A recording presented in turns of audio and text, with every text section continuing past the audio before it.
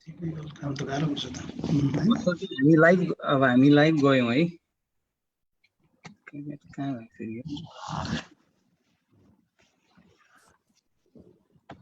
यसमा आयो त यो हामीलाई चाहिँदैन लाइभ प्रोड्युसर भयो अब हामी लाइभ गइरहेछ कि यो start भइसकिरहेछ We are in live.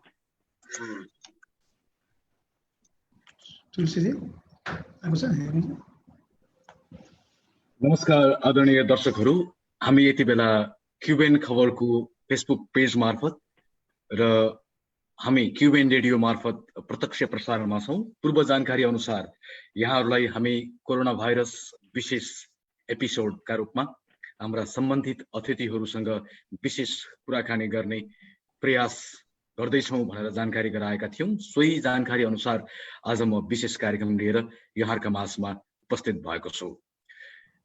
विश्वभर कोरोना भाइरसको संक्रमण फैलिरहेका बेलामा हामीले केही दिन यता cubenखबर.com, क्युबेन रेडियो र क्युबेन खबरको टिम मार्फत यहाँहरूलाई कोरोना विशेष लाइभ अपडेटका रूपमा समाचार सम्प्रेषण गरिरहेका थियौं। हामीले सम्प्रेषण गरेका समाचारमा धेरै कमेन्टहरुमा आयो कि सम्बन्धित व्यक्तिहरुसँगका भलाकुसारी या सम्बन्धित व्यक्तिहरुसँग हाम्रा प्रश्नहरु राखिदिनुस्। जब त्यो भइसके पछाडी हामी त्यो किन नगर्ने भनिसकेर दूतावाससँग, सम्बन्धित स्वास्थ्य कर्मीसँग, यहाँको कानुनका अध्येता, मानवाधिकार कर्मीसँग र यहाँ सक्रिय रूपमा काम गरिरहेको गैर-आवासीय नेपाली संघसँग हामीले कुराकानी गर्ने प्रयास गर्यौं। सोही अनुरूप आज म यहाँहरुका माझमा उपस्थित भएको छु। सम्पूर्णलाई स्वागत छ। म विजयराज अधिकारी आजको कोरोना विशेष लाइभ अपडेटमा यहाँहरुलाई हार्दिक आग्रह गर्न चाहन्छु र म जानकारी गराउन चाहन्छु आज हामीसँग 5 जना अतिथि हुनुहुन्छ यस लाइभमा। कोरोना विशेष कार्यक्रम जनसरोकारमा बृहत संवादका रूपमा हामीले आजको कार्यक्रमलाई लिएका छौं। कतार स्थित नेपाली राजदूतावासबाट हामीलाई द्वितीय सचिव श्री प्रवीण भट्टराईज्यू र ऋचा भट्टराईज्यू उहाँ सूचना अधिकृत पनि हुनुहुन्छ। उहाँ दुवैजनालाई म कार्यक्रममा स्वागत गर्न चाहन्छु। स्वागत छ यहाँहरु दुवैजनालाई। धन्यवाद। र सँगसँगै गैर-आवासीय नेपाली संघ दोहा कतारका अध्यक्ष मोहम्मद मुक्तदाजी हुनुहुन्छ। यहाँलाई पनि हार्दिक स्वागत छ।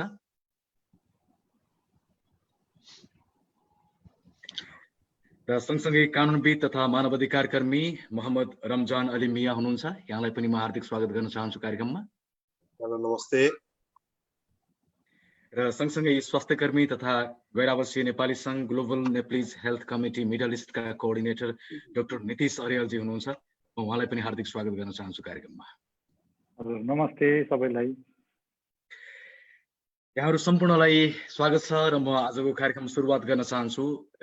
आजको कार्यक्रममा समय दिनुभएकोमा सबैभन्दा पहिला त यहाँहरुलाई धेरै धेरै धन्यवाद छ र म सुरुवात गर्न जाँदैछु सबैभन्दा पहिला दूतावासबाट। हामीसँग आज दूतावासबाट 2 जना अतिथि हुनुहुन्छ, प्रवीण भट्टराईज्यू र ऋचा भट्टराईज्यू। उहाँहरू द्वितीय सचिव र सँगसँगै ऋचा भट्टराईज्यू सूचना अधिकृत पनि हुनुहुन्छ। म पछिल्लो दिन यता दोहा कतारमा भइरहेको संक्रमणलाई या कोरोना भाइरसको पछिल्लो अवस्थालाई नेपाली दूतावासले कसरी हेरिरहेको छ? प्रवीण सर, म तपाईबाट सुरु गर्न चाहे।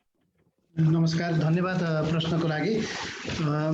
हामी यो नेपाली राजदूतावासले चाहिँ तपाईको एनआरएन एनसीसी हाम्रो चाहिँ कतार स्थित अरु वैचारिक संघ संस्थाहरू र विभिन्न क्षेत्रगत संघ संस्थाहरू हाम्रो चाहिँ 100 को संख्या भन्दा बढी हुनुहुन्छ। उहाँहरूसँग मिलेर हामीले सबैभन्दा पहिला त दूतावासलाई कसरी हामीले सञ्चालन गर्ने भन्ने विषयमा नै हामी चाहिँ एउटा टिम बनायौं र त्यो टिमले चाहिँ हामीले 4 जना अफिसरहरू, डेडिकेटेड अफिसरहरूलाई चाहिँ हाम्रो उहाँहरूको मोबाइल नम्बर र इमेल समेत, पर्सनल मोबाइल नम्बर समेत दिएर हामीले चाहिँ सबैभन्दा पहिला त नेपालीहरूको फोन रिसिभ गर्ने काम चाहिँ हामीले गरिरहेछौँ 24 घण्टा। त्यस पछाडि हामीले बीचमा हामीले चाहिँ तपाईको यो यहाँ चाहिँ दूतावासमा खास गरी कतारमा व्हाट्सएप चाहिँ धेरै युजरहरू हुनुहुन्छ। उहाँहरूको लागि भनेर केही दिन यता हामीले चाहिँ 27 अप्रिलदेखि हामीले एउटा डेडिकेटेड व्हाट्सएप नम्बर पनि हामीले प्रयोगमा ल्याएका छौँ र हाम्रो खास गरी चाहिँ दूतावासले चाहिँ तपाईको आपत परेका मान्छेहरूलाई चाहिँ सेवा दिनको लागि हामी चाहिँ रुटिनली हामी स्याटरडे, आज पनि हामी ड्युटीमा छौँ, इभन फ्राइडे स्याटरडेलाई पनि हामीले अफिस खुल्ला गरेका छौँ र हामीले चाहिँ बाई एपोइन्टमेन्ट हामीले चाहिँ जस्तै मृतकका शवहरूको कुरा भयो, त्यस पछाडि अनि अरू प्राविधिक कुराहरू जस्तै कसैको चाहिँ तपाईँको पुलिस रिपोर्ट चाहिएको छ यो बिचको अवधिमा, कसैलाई अरू भनौँ न पहिला आइरहेका पासपोर्टहरूको वितरण गर्नुपर्ने छ, यी कुराहरूको लागि चाहिँ कुनै पनि सेवाहरूमा चाहिँ अविच्छिन्न सेवा रहिरहोस् भन्ने हिसाबले हामीले चाहिँ एकजना अफिसर एकजना चाहिँ सहयोगीको साथमा हामीले हरेक दिन अफिस खोलेका छौँ र हामीले घरबाट पनि हामीले चाहिँ यसलाई चाहिँ सेवा निरन्तर दिइरहेका छौँ। दूतावासको प्रयास भनेको अहिले हामीले गुनासाहरू सुन्ने र यो बेलामा हामीले कोरोना पोजिटिभ भएका मान्छेहरूसँग गएर हामीले नभेट्न सकिन्छ, नभेट्नै दिन्छ। त्यसले गर्दा हामीले चाहिँ उहाँहरूसँग प्रत्यक्ष सम्पर्कमा रहने हामी रुटिनली उहाँहरूलाई चाहिँ हामी फोन गरिरहेछौँ। तपाईँको जानकारीको सबै जग्गाको जानकारीको लागि हामीलाई अहिले हामीसँग 91 जना चाहिँ कोरोना पोजिटिभ भएको नेपाली दाजुभाइ दिदीबहिनीहरूले चाहिँ हामीले प्रत्यक्ष रूपमा हामीलाई नाम टिपाउनु भएको छ र हामी रुटिनली उहाँहरूसँग सम्पर्कमा छौँ। एउटा चाहिँ हामीले गर्न सक्ने सेवा भनेको त्यो हो, किनभने हामी प्रसङ्गमा म यहाँलाई रोक्न चाहे। तपाईँले जुन प्रसङ्ग उठाइरहनु भएको थियो यही प्रसङ्गसँग सम्बन्धित एउटा कमेन्ट हामीलाई तत्काल प्राप्त भयो हाम्रो लाइभमा। सायद मैले यो प्रश्न पछि सोध्छु भने यो प्रसङ्ग बदलिन सक्छ। दूतावासमा कल गरेर सायद यो प्रश्नकर्ता सन्तोष राणाबाट हुनुहुन्छ। दूतावासमा कल गरेर स्यालेरी सम्बन्धी पछिल्लो समस्याबारे परामर्श गर्दा वकिलको कल वेटिङ गर्नुहोस् भनेर भनियो र आजसम्म कल आएन भनेर सन्तोष राणाबाटजीले लेख्नुभयो। यस्तो प्रसङ्ग यो परामर्श वकिलसँगको यो के रहेछ यो प्रश्नबारे थोरै स्पष्ट पार्नु। स्यालेरीको कुरामा राणाबाटज्यूले उठाउनु भएको प्रश्न हामीलाई अरूले पनि यो, किनभने अहिले जस्तै एउटा सानो उदाहरण दिउँ, हामीले डाक्टर नितेश अर्याल हामीसँग हुनुहुन्छ। उहाँले चाहिँ हामीले निःशुल्क मैले एउटा फिजिसियन सेवा दिन्छु भनेर उहाँको व्हाट्सएप चाहिँ हामीले युज गरेको। उहाँलाई क्वेसन कस्तो आएको छ हामीले हेर्दाखेरि डाक्टर साहब सेलरी पाइएन, नेपाल जान पाइएन। यो अप्रासङ्गिक कुराहरू पनि उहाँले जसलाई जुनसुकै तपाईँले कुरा उठाए पनि सोधिदिनुहुन्छ तलबको सुविधा छ, किनभने मान्छेलाई सबैभन्दा पहिला त तलबको कुरा छ। तर तलबको लागि हामीले चाहिँ उहाँहरूलाई वकिलको सेवा लिनुहोस् भनेर हामीले भनेका पनि छैनौँ। अब त्यस्तो उहाँले मुद्दा लडिरहनु भएको छ भने त वकिलको सेवा लिनु भन्यो होला। तर बेसिकल्ली तलबको लागि चाहिँ हामीले यहाँको लेबर डिपार्टमेन्ट, अब मान्छेले लेबर कोड पनि भन्छन्, तर लेबर डिपार्टमेन्टमा हामीले उजुर गर्ने हो। त्यसको लागि हाम्रो मानव अधिकार कमिटी, ह्युमन राइट्स कमिटीको हाम्रो रामजान सर यहीँ हुनुहुन्छ, रमजान सर, हामीले उहाँहरूको पनि सेवा लिइरहेछौँ। त्यसले गर्दा सेलरीको लागि हामीले सम्भवतः उहाँलाई वकिलकोमा जानुहोस् भनेन होला। उहाँको पर्टिकुलर सन्तोष राणा भाटजीको हामी चाहिँ उहाँको सम्बोधन हामीले उहाँको क्वेरीलाई सम्बोधन गर्छौँ। यसमा ढुक्क हुनुभयो भने चाहिँ हामीले चाहिँ भएसम्मको हाम्रो चाहिँ युज गर्ने हो, हाम्रो चाहिँ दूतावासको चाहिँ तपाईँको गुडविल युज गर्ने हो होइन, कतार सरकारसँग। यो बेलामा चाहिँ अहिले सेलरी पाइन भनेर आउनेहरूको सङ्ख्या हामी कहाँ चाहिँ लगभग 3-4 हजार जना नै हुनुहुन्छ।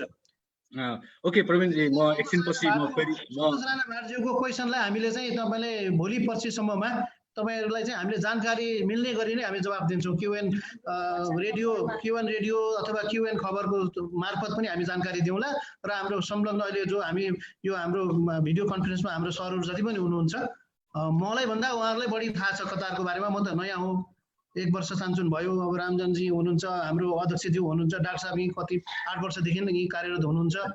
त्यसले गर्दा यो उहाँ राणा भाटजीको चाहिँ उसमा हामी 2 जना यहीँ छौँ। हामीले चाहिँ हाम्रो श्रम हेर्ने शरम सहचारीको साथी पनि हुनुहुन्छ, उहाँसँग सल्लाह गरेर अहिले पनि म के भन्छु भने यदि उहाँले वकिल लाइसक्नु भएको पहिला नै यो विभिन्न किसिमको समस्याहरू छ कि सर, वकिल आएर लडिरहेको पनि हुनुहुन्छ, यदि रहेछ भने चाहिँ वकिलको कल वेट गर्नुहोस् भनेको होला। अन्यथा राणा भाटजीलाई त्यसरी वकिलसँग सम्पर्क गर्नुहोस्, वकिलको फोन कुर्नुहोस् भनेर जस्तो लाग्छ। ओके, ठिकै छ। हामीले कमेन्टहरूलाई पनि प्रश्नका रूपमा लिनेछौँ। हजुरले जुन प्रसङ्ग उठाउनु भयो त्यही प्रसङ्गसँगै जोडिएर केही कमेन्टहरू आएको कारणले गर्दाखेरि मैले सोही समयमै त्यही प्रश्न सोधेको हुँ।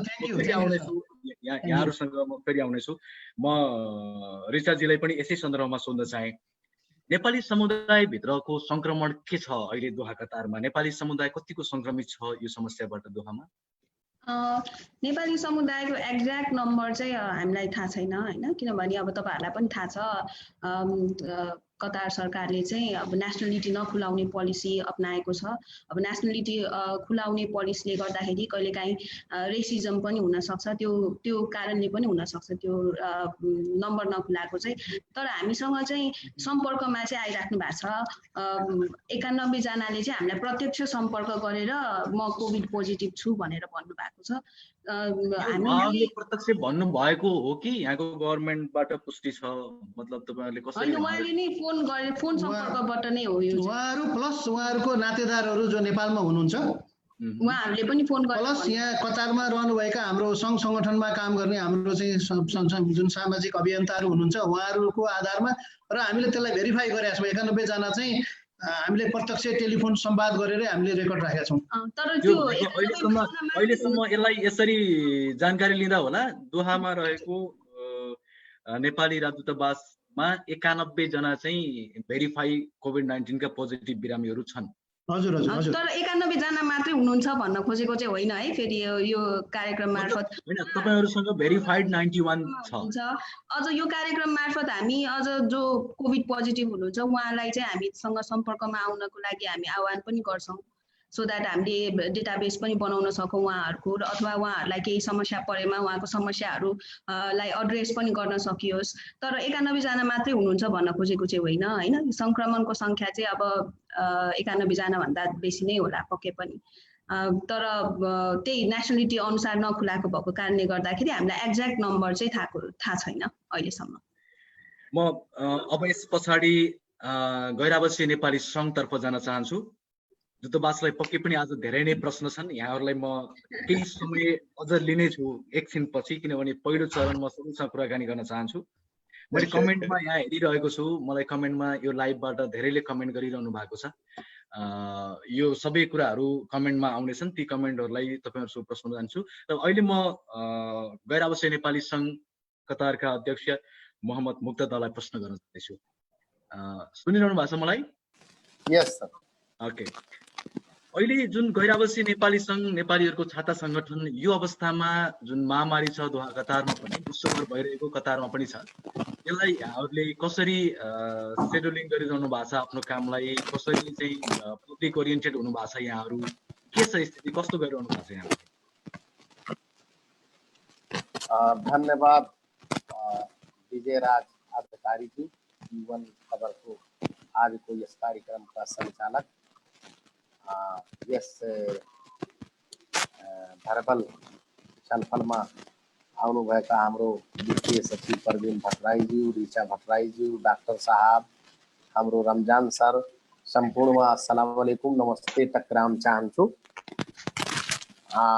यो कोभिड-19 हाम्रो अहिले विश्वव्यापी महामारी हो यो कतारमा पनि अहिले यानी भन्नाले अहिले जमानीमा छ अहिले उरुजमा छ यो एक हप्तादेखि धेरै संख्यामा आइरहेको छ त्यही भएर नेपाली समुदाय यसबाट प्रभावित नहुने कुरै हुँदैन नेपाली समुदायमा हामीले यो भाइरस कतारमा प्रवेश गरे लगत्तै हामीले नेपाली समुदायमा पर्न आएको समस्याहरूलाई सूचना दिएरै कुन साथीलाई कुन नेपाली दाजुभाइहरूलाई खानाको प्रब्लम छ कसैलाई बस्नको प्रब्लम छ सबै हामी सूचना निकालेर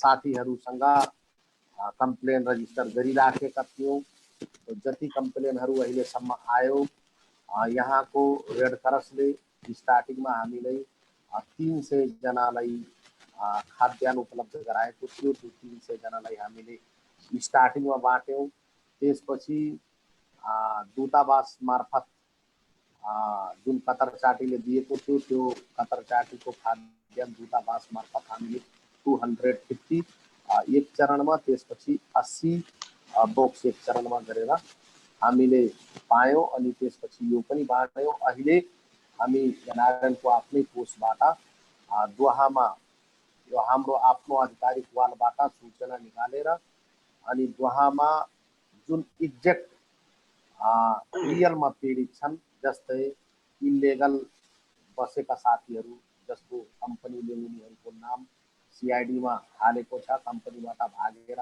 अन्तै काम गरिराखेको थिए त्यस्तो साथीहरू जुन अहिले कतारमा कामविहीन छन् बाँकी जुन एउटा आजाद भिसा तपाईहरुलाई पनि थाहा छ जुन यो काम गर्ने मान्छेहरू छन् यो अहिले काम छैन उनीहरूको कम्प्लेन धेरै आएको छ लेमोजिन चलाउने ड्राइभरहरूको कम्प्लेन आएको छ अहिलेसम्म जति कम्प्लेनहरू आएको छ हामीसँग सबलाई हामीले खाद्यान्न राहत चाहे कतार चाटीबाट हो, दूतावास मार्फतबाट हो, चाहे हामी आफैले हो अथवा रेड क्रसबाट हो, हामीले अहिलेसम्म उपलब्ध गराउने काम गरिरहेका छौँ। आउने दिनहरूमा पनि जति कम्प्लेनहरू आउँछ त्यो कम्प्लेन दूतावास मार्फत अथवा यहाँको चाटीहरू मार्फत अथवा हामी आफैले अथवा सङ्घ संस्था यहाँ छ धेरै सङ्घ संस्थाहरू छन्, सङ्घ संस्थाहरूसँग कोअर्डिनेट गरेर यहाँ कतारमा रहनुभएका कुनै पनि नेपालीहरूलाई हामीले मर्न दिँदैनौँ, त्यसको हामी सङ्कल्प गरेछौँ। धन्यवाद। हस्, तपाईँको यो सोसियल एक्टिभिटिजका बारेमा जानकारी गराइदिनु भएकोमा धन्यवाद छ। अब तपाईँहरूको जिम्मेवारीको विषयमा म एकछिनपछि आउनेछु, त्यसको लागि पनि तयारी गर्दै गर्नुहोला। र म अब सायद जहाँसम्म लाग्छ रमजान सर अझै केही कुराको तयारीमा हुनुहुन्छ, म केही समय उहाँलाई तयारीको लागि छोड्दै म डाक्टर साहबसम्म जान चाहन्छु। डाक्टर नितिश अरियाल हामीसँग हुनुहुन्छ आजको लाइभमा। हामीलाई 90 देखि 95% नेपालीको एउटै प्रश्न भन्ने एउटा प्रश्न आएको छ। यो प्रश्न केही बेर पछि म सोध्नेछु। 90-95% नेपालीको जो कतारमा छन् उनीहरूको 95% को एउटा मुख्य प्रश्न आएको छ, त्यो एकछिन पछि सोध्नेछु। म डाक्टर साहबसँग जान चाहन्छु। डाक्टर साहब, अहिलेको समयमा यहाँले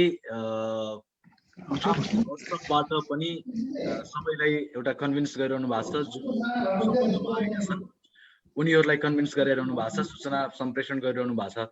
कस्तो पाइरहनु भएको छ? दुहाबाट कतिको अवस्था देख्नु भएको छ? तपाईँको सिनारियो, तपाईँको वरिपरिको सिनारियोले के बताउँछ? तपाईँको कन्ट्याक्टमा आएकाबाट के थाहा पाउनु भएको छ? र ओभरअल नेपाली समुदायलाई पनि हेरेर कतारको स्थिति यहाँले के देख्नु भएको छ? धन्यवाद यस कार्यक्रममा इन्क्लुड गर्नुभएकोमा। अब अहिलेको अवस्थामा हामी सबै मिलेर एउटा यो कम्युनिटीमा चाहिँ यो जुन अहिलेको अवस्थामा कोरोनाको सङ्क्रमण बढ्दै गर्दाखेरि आफ्नो आफ्नो तर्फबाट इन्डिभिजुअली हामीले यहाँको नेपालीहरूलाई के गर्न सकिन्छ भन्ने एउटा हाम्रो विभिन्न मिटिङहरू हुँदाखेरि अब मैले मेरो तर्फबाट गर्न सक्ने भनेको जुन सहयोग हो त्यो एउटा टेलिफोनिक परामर्श दिन सक्ने एउटा अवस्था भएको हुँदाखेरि हामीले चाहिँ एउटा वाट्सएपको व्यवस्था गऱ्यौँ। हामीले एउटा अफिसको एउटा वाट्सएप नम्बर लिएर त्यसमा हामीले एनआरएनबाट नेपाल एम्बेसीबाट तपाईँहरूको क्युएन खबरबाट जुन एउटा यहाँको कम्युनिटीलाई गयो त्यसबाट एकदमै धेरै प्रभावित मान्छेहरूको हामीलाई मेसेजहरू आइरहेको छ। यसमा चाहिँ 2-3वटा कुराहरू, किनभने अहिले अब संसारमै एउटा प्रिन्सिपल चाहिँ के आएको छ भने stay home stay safe, stay home stay safe भन्ने एउटा प्रिन्सिपल आएको छ होइन। यो भन्न खोजेको चाहिँ जति तपाईँहरू चाहिँ आइसोलेट भएर बस्न सक्नुहुन्छ त्यति तपाईँ यसको सङ्क्रमणबाट जोगिन सक्नुहुन्छ। यस्तो अवस्थामा अब स्टे होम भन्नेको अवस्थामा चाहिँ तपाईँलाई यो होइन कि तपाईँलाई छाती दुखिरहेको छ, एकदमै अब प्रेसर सुगरको बिरामी हुनुहुन्छ अनि तपाईँलाई भनौँ न भोलिको दिनमा हार्ट एट्याक हुनसक्छ, त्यस्तो अवस्थामा सहेर बस्ने होइन। यहाँको कतार सरकारको जुन एम्बुलेन्सको नम्बरहरू छ त्यो नम्बरमा फोन गर्नुहोस्। तपाईँले जुन नजिकको कुनै क्लिनिक खुल्ला छ भने त्यहाँ गएर देखाउनुहोस्, किनभने कोरोनाको सङ्क्रमण एकतिर छ, भोलि अरू त्यसको प्रभावबाट अरू रोगहरूले पनि हामीलाई चाहिँ सताउन सक्नुहुन्छ। जस्तै अहिले धेरै मान्छेहरूको अलिकति मनोबल गिरेको अवस्था पनि देखेको छु मैले। जस्तै अब कोरोना भइसकेपछि उनीहरूलाई चाहिँ भनौँ न बिरामीहरूलाई चाहिँ यस्तो लाग्छ कि उहाँहरूलाई एकदमै ठुलो समस्याबाट उहाँहरू चाहिँ अब यो रोग चाहिँ भित्रिसकेको छ उहाँमा। अब उहाँहरूलाई चाहिँ एउटा मात्रै चिज मर्ने र बाँच्ने भन्ने जस्तो कुराहरू पनि छ यहाँनिर, किनभने उहाँलाई लगेर आइसोलेसनमा राखिएको छ। अब त्यहाँ किन राखेको पनि उहाँहरूले आफूले बुझ्न सक्नु भएको हुँदैन। त्यस्तो अवस्थामा म के भन्न चाहन्छु भने धेरै मेसेजहरू आइरहेछ मलाई, यस्तो यस्तो कोरोना पोजिटिभ भएको छ सर मलाई, तर मलाई लगेर एउटा रुममा राखिएको छ, त्यहाँनिर चाहिँ मलाई सबै सुविधा छ, कतार सरकारले दिने सुविधा जस्तै इन्टरनेटको सुविधा होला, खानाको सुविधा होला, बाथरुमको सुविधा होला, उहाँहरूलाई लजिस्टिकको सुविधा छ, सबै चिज छ। तर उहाँहरूको एउटा समस्या भनेको हामीलाई चाहिँ डक्टर आएर हेर्न आएन भन्ने एउटा समस्या त्यहाँनिर। अब यो अवस्थामा कस्तो भन्छु भने मैले पेसेन्टहरूलाई नर्मली कोरोना पोजिटिभ भइसकेपछि उनीहरूलाई एउटा क्याटेगोराइज गरिन्छ, क्याटेगोरी 1, 2, 3 भनेर क्याटेगोराइज गरिन्छ। जस्तै क्याटेगोरी 1 भनेको अब एउटा जो मान्छे चाहिँ अब भनौँ न कोरोनाको फुल लक्षणहरू देखिया छ, जसलाई चाहिँ ज्वरो एकदम धेरै हाई छ, जसलाई चाहिँ सास फेर्न गाह्रो भइरहेछ, जसलाई चाहिँ अब खोकी सुक्खा खोकी लागिरहेको छ र उहाँहरूको अन्डरलाइन कन्डिसन जस्तै सुगर छ, उहाँलाई प्रेसर छ र यस्तो अवस्थामा चाहिँ उहाँहरूलाई यदि एज मोर देन 55 छ भने यस्तो अवस्थामा चाहिँ उहाँहरूलाई भर्ना गर्नुपर्ने हुन्छ र यस्तो अवस्थामा नर्मली भर्ना गरिएको भनेर यहाँको रिपोर्टहरू आएका छन्। अब दोस्रो क्याटेगोरीको चाहिँ कस्तो हुन्छन् भने साधारण रुगाखोकी ज्वरो मात्र आएका हुन्छन्। साधारण रुगाखोकी मात्रै ज्वरो आएकाहरूलाई चाहिँ उहाँहरूलाई चाहिँ आइसोलेसन त गर्नै पर्छ, सबैलाई आइसोलेसन नगरी हुँदैन।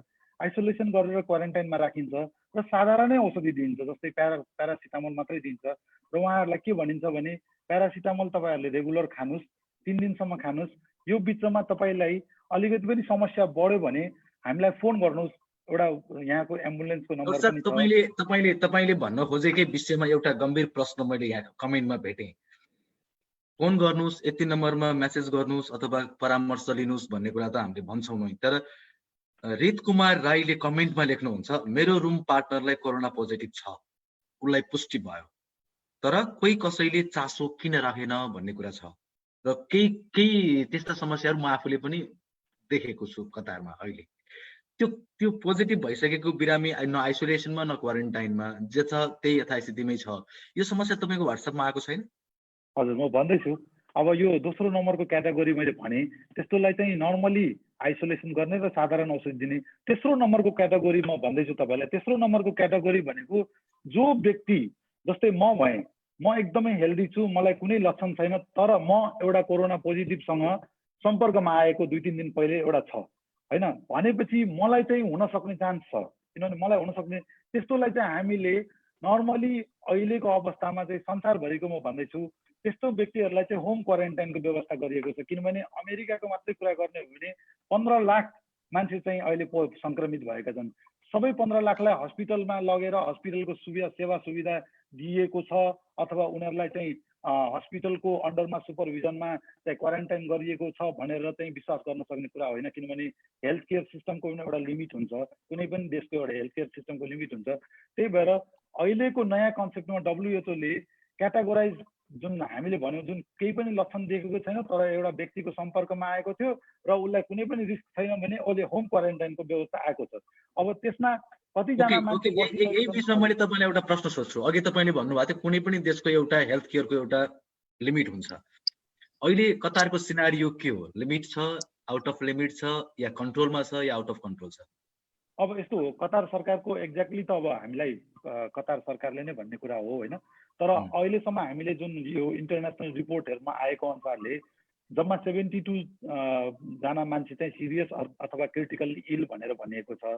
मेरो विचारमा अहिले त 72 जनाले चाहिँ राम्रै आइसियु केयर पाइरहनु भएको छ जस्तो मलाई लाग्छ। अनि अर्को कुरा चाहिँ अहिलेसम्म कतार सरकारले भनौँ न कुनै पनि सङ्क्रमित व्यक्तिलाई चाहिँ अलि सिरियस भएकाहरूलाई नहेरेर अथवा रुममै चाहिँ मतलब एम्बुलेन्स सेवा नदिएको भन्ने चाहिँ सुन्नमा आएको छैन। सबैलाई कुनै न कुनै एउटा व्यवस्था चाहिँ गरिएको छ।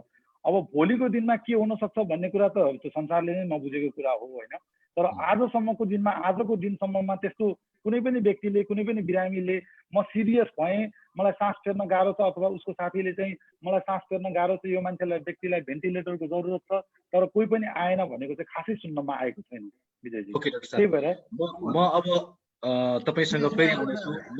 मसँग प्रश्नहरू धेरै छन्। हजुर परवीन सर केही भन्दै हुनुहुन्थ्यो? म यसमा डाक्टर साहबले अहिले जुन थप्नु भयो नि, मैले नेपाली जो मान्छे अहिले जस्तो क्वेसन आयो तपाईँलाई, रुम पार्टनरलाई पोजिटिभ भयो कसैले हेरेन भन्ने छ नि, उहाँहरूलाई हामीले आह्वान गरेका छौँ।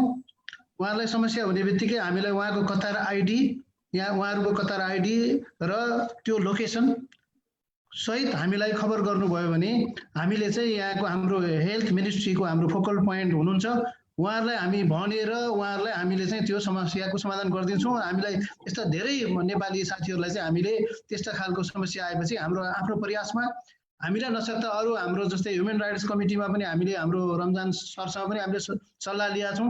हाम्रो फोकल पोइन्टबाट हामीले त्यहाँ पठाउँछौँ र त्यस्तो केसमा उहाँहरूलाई एम्बुलेन्सले आएर लगेको पनि छ र उपचार पनि गरिएको छ। अप्ठ्यारो परेकोमा हामीले चाहिँ आइसियुमा राखिदिनुहोस् भनेर हाम्रो आग्रहलाई पनि कतार सरकारले मानेर आइसियुमा पनि हुनुहुन्छ केही नेपालीहरू। त्यसले गर्दाखेरि उहाँहरूलाई म के आह्वान गर्छु भने उहाँले हाम्रो त्यो वाट्सएप नम्बरमा कसैलाई पनि, हामीले 4 जना अफिसर प्लस अहिले नयाँ वाट्सएप नम्बर छ, इभन डाक्टर साहबकै वाट्सएपमा पनि त्यस्तो खालको आयो भने हामी उहाँहरूलाई चाहिँ कतार सरकारलाई भनेर उहाँहरूको उपचारमा चाहिँ हामी चाहिँ प्रयास गर्छौँ सर। हस्, धेरै धेरै धन्यवाद। सायद यो प्रश्नको सर्ट आउट भयो भन्ने मलाई लाग्छ। जो व्यक्ति रुममा बसेर पनि यो जुन समस्या भोगिरहनु भएको छ यो प्रश्नको सर्ट आउट भयो जस्तो लाग्छ। धेरै प्रश्नहरू पनि छन् र म यो बिचमा अब रमजान सरसँग जान चाहन्छु। रमजान सर सुनिरहनु भएको छ? हजुर, सुनिरहेको छु। ल, अब म तपाईलाई विशेष एउटा प्रश्न सोध्न चाहन्छु। धेरै व्यक्तिहरूको प्रश्न पनि हो यो, र यसभन्दा अगाडि हुन त स्पष्ट पारि पनि सकेको छ यहाँको गभर्नमेन्टले पनि। यो सिचुएसनमा पछिल्लो पटक परिवर्तित कानुन नेपालको जो देश बाहिर छन्, अहिले एयरपोर्ट पनि बन्द छ, आउन पाउने अवस्था छैन, कतिको भिजा सकिएको छ, के छ, यस्तो अवस्थाका व्यक्तिहरू जो फ्यामिली नेपालमा भएको अवस्थामा कतार आइडी सकियो र कतार आउन खोजिराखेका छन्, यो अवस्थामा पाउन सक्ने अवस्था बदलिएको कानुनले के भन्छ? सर्वप्रथम यहाँहरू सबैलाई मेरो नमस्कार। संसार भरिबाट qnखबर.com, QN खबर रेडियो र यो हाम्रो प्रत्यक्ष लाइभलाई हेरिरहनु हुने सम्पूर्ण दर्शकवृन्दहरूमा म सबैभन्दा पहिला जसले पनि यस पेन्डेमिकबाट ज्यान गुमाए उनीहरूमा हार्दिक श्रद्धाञ्जली व्यक्त गर्न चाहन्छु। सम्पूर्ण रोगबाट ग्रसित, रोगबाट पीडादायी अवस्थामा रहेकाहरूको शीघ्र स्वास्थ्य लाभको कामना गर्न चाहन्छु। र हामीले यो कुरा बिर्सिनु हुँदैन, यति बेला हामी विश्वकै एउटा धनी राष्ट्रमा छौँ र यहाँ हामीलाई जुन सेवा सुविधाहरू सरकारको तर्फबाट हाम्रो निकायले जे जस्तो हामीलाई गाइड गरिरहेको छ र विश्वभरका नेपालीहरूको साझा संस्था NRN अभियान र NRN का विभिन्न NCC मार्फत हामीले जे जसरी पनि हाम्रो देशका साथीभाइहरू, दिदीबहिनी, दाजुभाइ जसलाई पनि हामीले सहयोग गरिरहेका छौँ। सायद यतिको यो जोइन्टली कोअर्डिनेसन, जोइन्टली कोअपरेसन र यस्तो एकबद्ध भएर हामी जसरी कतारमा कोभिडसँग फाइट गरिरहेका छौँ, लडिरहेका छौँ, विश्वका अन्य राष्ट्रमा यस प्रकारको कम्बिनेसन, यस प्रकारको चाहिँ एक आपस बीचको साझेदारी धेरै कम देख्न पाइन्छ। किनभने यहाँ NRNले त्यसै प्रकारले भूमिका निर्वाह गरिरहेका छ। यहाँ डाक्टर नितेश साहब हामी बीच नितेशजी हुनुहुन्छ, उहाँले पनि प्रत्यक्ष रूपमा हरेक प्रोग्रामहरूमा शरीक भएर यसरी नै लाइभमा आएर हामीलाई हाम्रो स्वास्थ्य सम्बन्धी गाइड गरिरहनु भएको छ। नेपाली राजदूतावास दोहा कतारको आफ्नै प्रकारको एउटा सेवा सुविधा दिने प्रचलन छ, जसलाई 24 घण्टा हामीले पाइरहेको मैले अनुभूति गरेको छु। किनभने मैले जहिले पनि उहाँहरूलाई कुनै पनि कार्यका निम्ति फोन गर्दा उहाँहरूको तर्फबाट जवाब पाउनु र रेस्पोन्स पाउनु यो एकदम मलाई चाहिँ पछिल्लो पटक भन्दा पनि अहिलेको जुन टिम छ त्यो टिमले मिलेर काम गरिरहेको मैले महसुस गरेको छु। यसरी नै सञ्चारकर्मी मित्रहरूले पनि आफ्नो क्षेत्रबाट भूमिका निर्वाह गर्नुभएको छ। अब म आउँछु प्रश्नको जवाबतर्फ। कतारले 18 मार्च पछि जुन एउटा विकराल अवस्था, एउटा विषम परिस्थितिको सृजना भयो, त्यसपछि त्यो मितिपछि जसको पनि जो कोभिडका कारणले र कतारले नयाँ नियम र निर्देशन अवलम्बन गरेका कारणले यदि ऊ कतार बाहिर छ र कतार फर्कन सकेन भने ऊ अबको यति बेला 2 हप्ता भनेको छ र अब अनलिमिटेड जहिलेसम्म यो अवस्था एउटा नर्मल पोजिसनमा आउँदैन, नर्मल सिचुएसनमा आउँदैन, तबसम्मका लागि अटोमेटिकली इट विल रिन्यू। यो तपाईको रिन्यू हुँदै जान्छ हैन। पछि कतारभित्र रहेका, कतारमा विभिन्न उद्देश्यले कतारमा आएका, कोही कुनै ट्रेनिङमा आउनु भएको थियो, कोही भिजिट भिजामा आउनु भएको थियो, परिवारलाई भेट्न आउनु भएको थियो र त्यसै गरी चाहिँ तपाईको चाहिँ अनअराइभल भिजामा आउनु भएको थियो। उहाँहरूका निम्ति कुनै पनि शुल्क नलाग्ने गरी र उनीहरूको म्याद बढाउन सकिने र मित्रराष्ट्र 2 को सेवा त्यसमा लिन सकिने भन्ने कतारको गृह मन्त्रालयले आफ्नो प्रेस विज्ञप्ति मार्फत पनि हामीलाई जानकारी गराएको थियो। र यसै गरी राज्यको अवस्था आफ्नो सामान्य अवस्थामा फर्केको र ती देशहरू का उडानहरू जबसम्म सञ्चालन हुँदैनन् तबसम्म कतारमा भिजा सकिए तापनि त्यसलाई वैध मानिनेछ, वैधानिक बसोबास मानिनेछ। जब दुई देशकै अधिकारीहरूले त्यो देशको अवस्था सामान्य अवस्थामा फर्केको छ र कतारमा पनि सामान्य अवस्था छ र त्यहाँका एयरपोर्टहरू खुला भइसकेको जानकारी प्राप्त भएपछि उहाँहरू ससुरक्षित आफ्नो देश फर्किन को अवस्थामा फर्किन चाहने अवस्थामा उहाँहरू फर्किन सक्नुहुन्छ। उहाँहरूले कुनै शुल्क तिर्नु पर्दैन, चाहे ती कतार बाहिर रहेका हुन् चाहे ती कतार भित्र रहेका हुन्।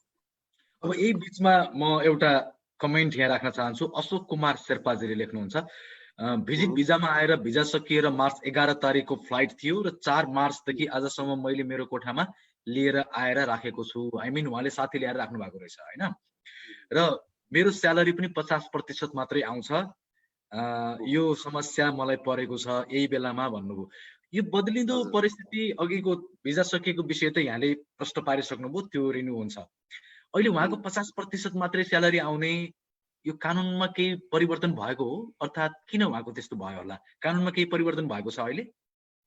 यहाँ दुईजना व्यक्ति जोडिनु भयो, एउटा कोठामा लिएर आउने, एउटा चाहिँ भिजिट भिजामा आउनु भएको थियो कि उहाँ काम गर्न आउने। भिजिट भिजामा आएको व्यक्तिको विषयमा अघि यहाँले सम्बोधन गरिसक्नुभयो। उहाँको भिजा सकिएको छ, उहाँको भिजा रिन्यू हुन्छ, उहाँ घर जानुहुन्छ, त्यो समस्या भएन।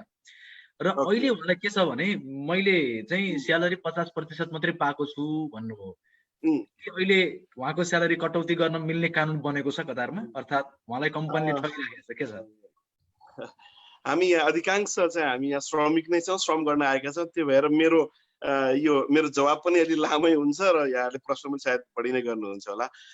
प्रशासनिक विकास, श्रम तथा सामाजिक मामिला मन्त्रालयले सम्प्रेषित गरेको यो अप्रिलमा एउटा सूचना सम्प्रेषित गरेको थियो। निर्देशन पनि रोजगारदातालाई पनि र रोजगारीमा रहनेहरूका लागि पनि केही निर्देशनहरू जारी गरेको थियो। त्यसलाई म बुदागत रूपमा यहाँ राख्न चाहे। दर्शकवृन्दहरूले पनि यसलाई अलिकति ध्यानपूर्वक सुन्नु होला। सबभन्दा पहिला त कोभिड-19 बाट प्रत्यक्ष रूपमा प्रभावित भएका नभएका कम्पनी दुईटा क्याटेगोरी छ है। ती नभएकाहरूलाई चाहिँ सरकारले के निर्देशन जारी गरेको छ भने नियमित रूपमा निरन्तर रूपमा ज्याला भुक्तानी गरिरहने, जो कोभिड-19 बाट प्रभावित भएका छैनन् होइन, र सम्पूर्ण सेवा सुविधा पनि दिने, खाना बस्न र उनीहरूले पाउनुपर्ने उपदानहरू, उनीहरूले पाउनुपर्ने एन्ड अफ सर्भिस बेनिफिट यो यथावत नै रहनेछ। यसमा कुनै पनि प्रकारको कमी गर्ने अथवा हाफ स्यालेरी दिने त्यो भन्ने कुरा छैन होइन। र साथसाथै करार पत्रमा उल्लेख भएका सम्पूर्ण कुराहरूलाई चाहिँ निरन्तर यथावतै राख्ने, त्यसमा कुनै कमी गर्न पाइने छैन। र अर्को भनेको जो कोभिड-19 पेन्डेमिकबाट जो प्रभावित भएका छन् उनीहरूको सम्बन्धमा चाहिँ केही कुराहरू छन्। जस्तो नम्बर 1, करार पत्र करार भङ्ग गर्न पाउने, बुझ्नुभयो। सेकेन्डमा चाहिँ दोस्रो नम्बरमा अनलिमिटेड टाइमको लागि छुट्टीमा पठाउन सक्ने कम्पनीले हैन, जसको चाहिँ पेमेन्ट गर्नुपर्ने छैन। जस्तो कोही अब अहिले प्लेन छैन, उनीहरूलाई पठाउनु त मिलेन, यो बेला कामबाट चाहिँ निकाल्न सक्छ अनि उनीहरू अनपेड भए यो अवस्थामा के हुन्छ फेरि? होइन, कामबाट निकाल्न सक्ने त कहीँ पनि छैन। कामबाट होइन, उनीहरूको चाहिँ बेसिक सम्पूर्ण कुराहरू दिइरहने होइन। बिदामा पठाउने भनेको के छ भने जब यहाँ फ्लाइटहरू सुरु हुन्छन् र त्यसपछि पनि कम्पनीमा कुनै प्रब्लम रहिरह्यो, कम्पनी रिकभर हुन समय लाग्छ भने उसले आफ्नो श्रमिकलाई पठाउन सक्छ।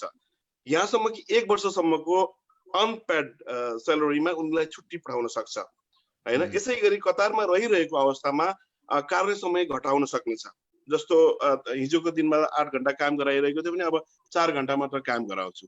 यसै गरी आपसी समझदारीमा, आपसी सहमतिमा तलब सेवा सुविधा घटाउनु पनि सकिन्छ। त्यो आपसी सहमति, यसमा श्रमिकले पनि आफ्नो चाहिँ इच्छा जनाउनु पर्यो र रोजगारदाताले पनि जनाउनु पर्यो। यो आपसी सहमतिको कुरा गर्दैछु। यसमा कम्पनीले चाहिँ म जब हाफ स्यालेरी दिन्छु भन्ने अवस्था अहिलेसम्म छैन। अहिलेसम्म कानुनले त्यो मार्ग प्रशस्त गरिसकेको अवस्था छैन। भनेपछि अहिलेको जुन बदलिएको कानुनमा कसैलाई 50% मात्रै स्यालेरी दिन मिल्ने गरी कानुन चाहिँ बनाएको छैन, कानुन बदलिएको छैन।